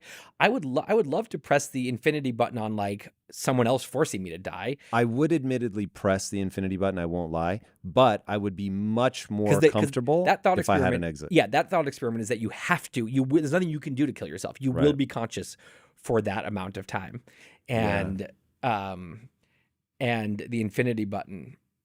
You would. Are you worried about being alone? Are you worried about suffering? What's the? It's did you see the Black Mirror episode where there's a Black Mirror episode where a guy he's a simulated guy, whatever. He's a real consciousness and is in this house, and the people who are running his simulation, it's like every minute that goes by for them is 1,000 years for him. Ooh, I don't think so. What? I don't think I've seen it. Okay. I get it, but The I don't point think is, I've seen every minute that goes by for them is 1,000 years of experience for this guy just in the house. it. And this is a sick show, likes to do really sick concepts. So they say, should we should we like shut him off now? No, let's leave him for the next few days. And so I did the calculation. I was like, he's in there suddenly for 2 million years, and he just can't, whatever. And again, that is like, so that's a moment when you're like, oh my God. So even if you were living like a rich life, like 2 million years, and again, this is nothing compared to the vastness of time is a very scary concept to me if you had to be there for it. It's like we can't even conceive of a million years. 1,000 millennia is very hard for us. But that is like, okay, you can kind of picture a millennium and you can picture 1,000, but then, yeah. So I challenge you to read the Graham's number post and then tell me that you want to press the infinity button, because I don't think you do. All right, I'll check it out for sure. Yeah. Dude, this has been amazing. Where can people find you? My blog, Wait But Why, and my email address is my email list, which is, you can just find that on any blog post of mine at the bottom, is how people know when I post something new, because I don't do it regularly. I do it sporadically, and so people should sign up for the email list. And then Twitter, Wait But Why. I love it. All right, guys, if you haven't already, be sure to subscribe. And until next time, my friends, be legendary. Take care. Peace.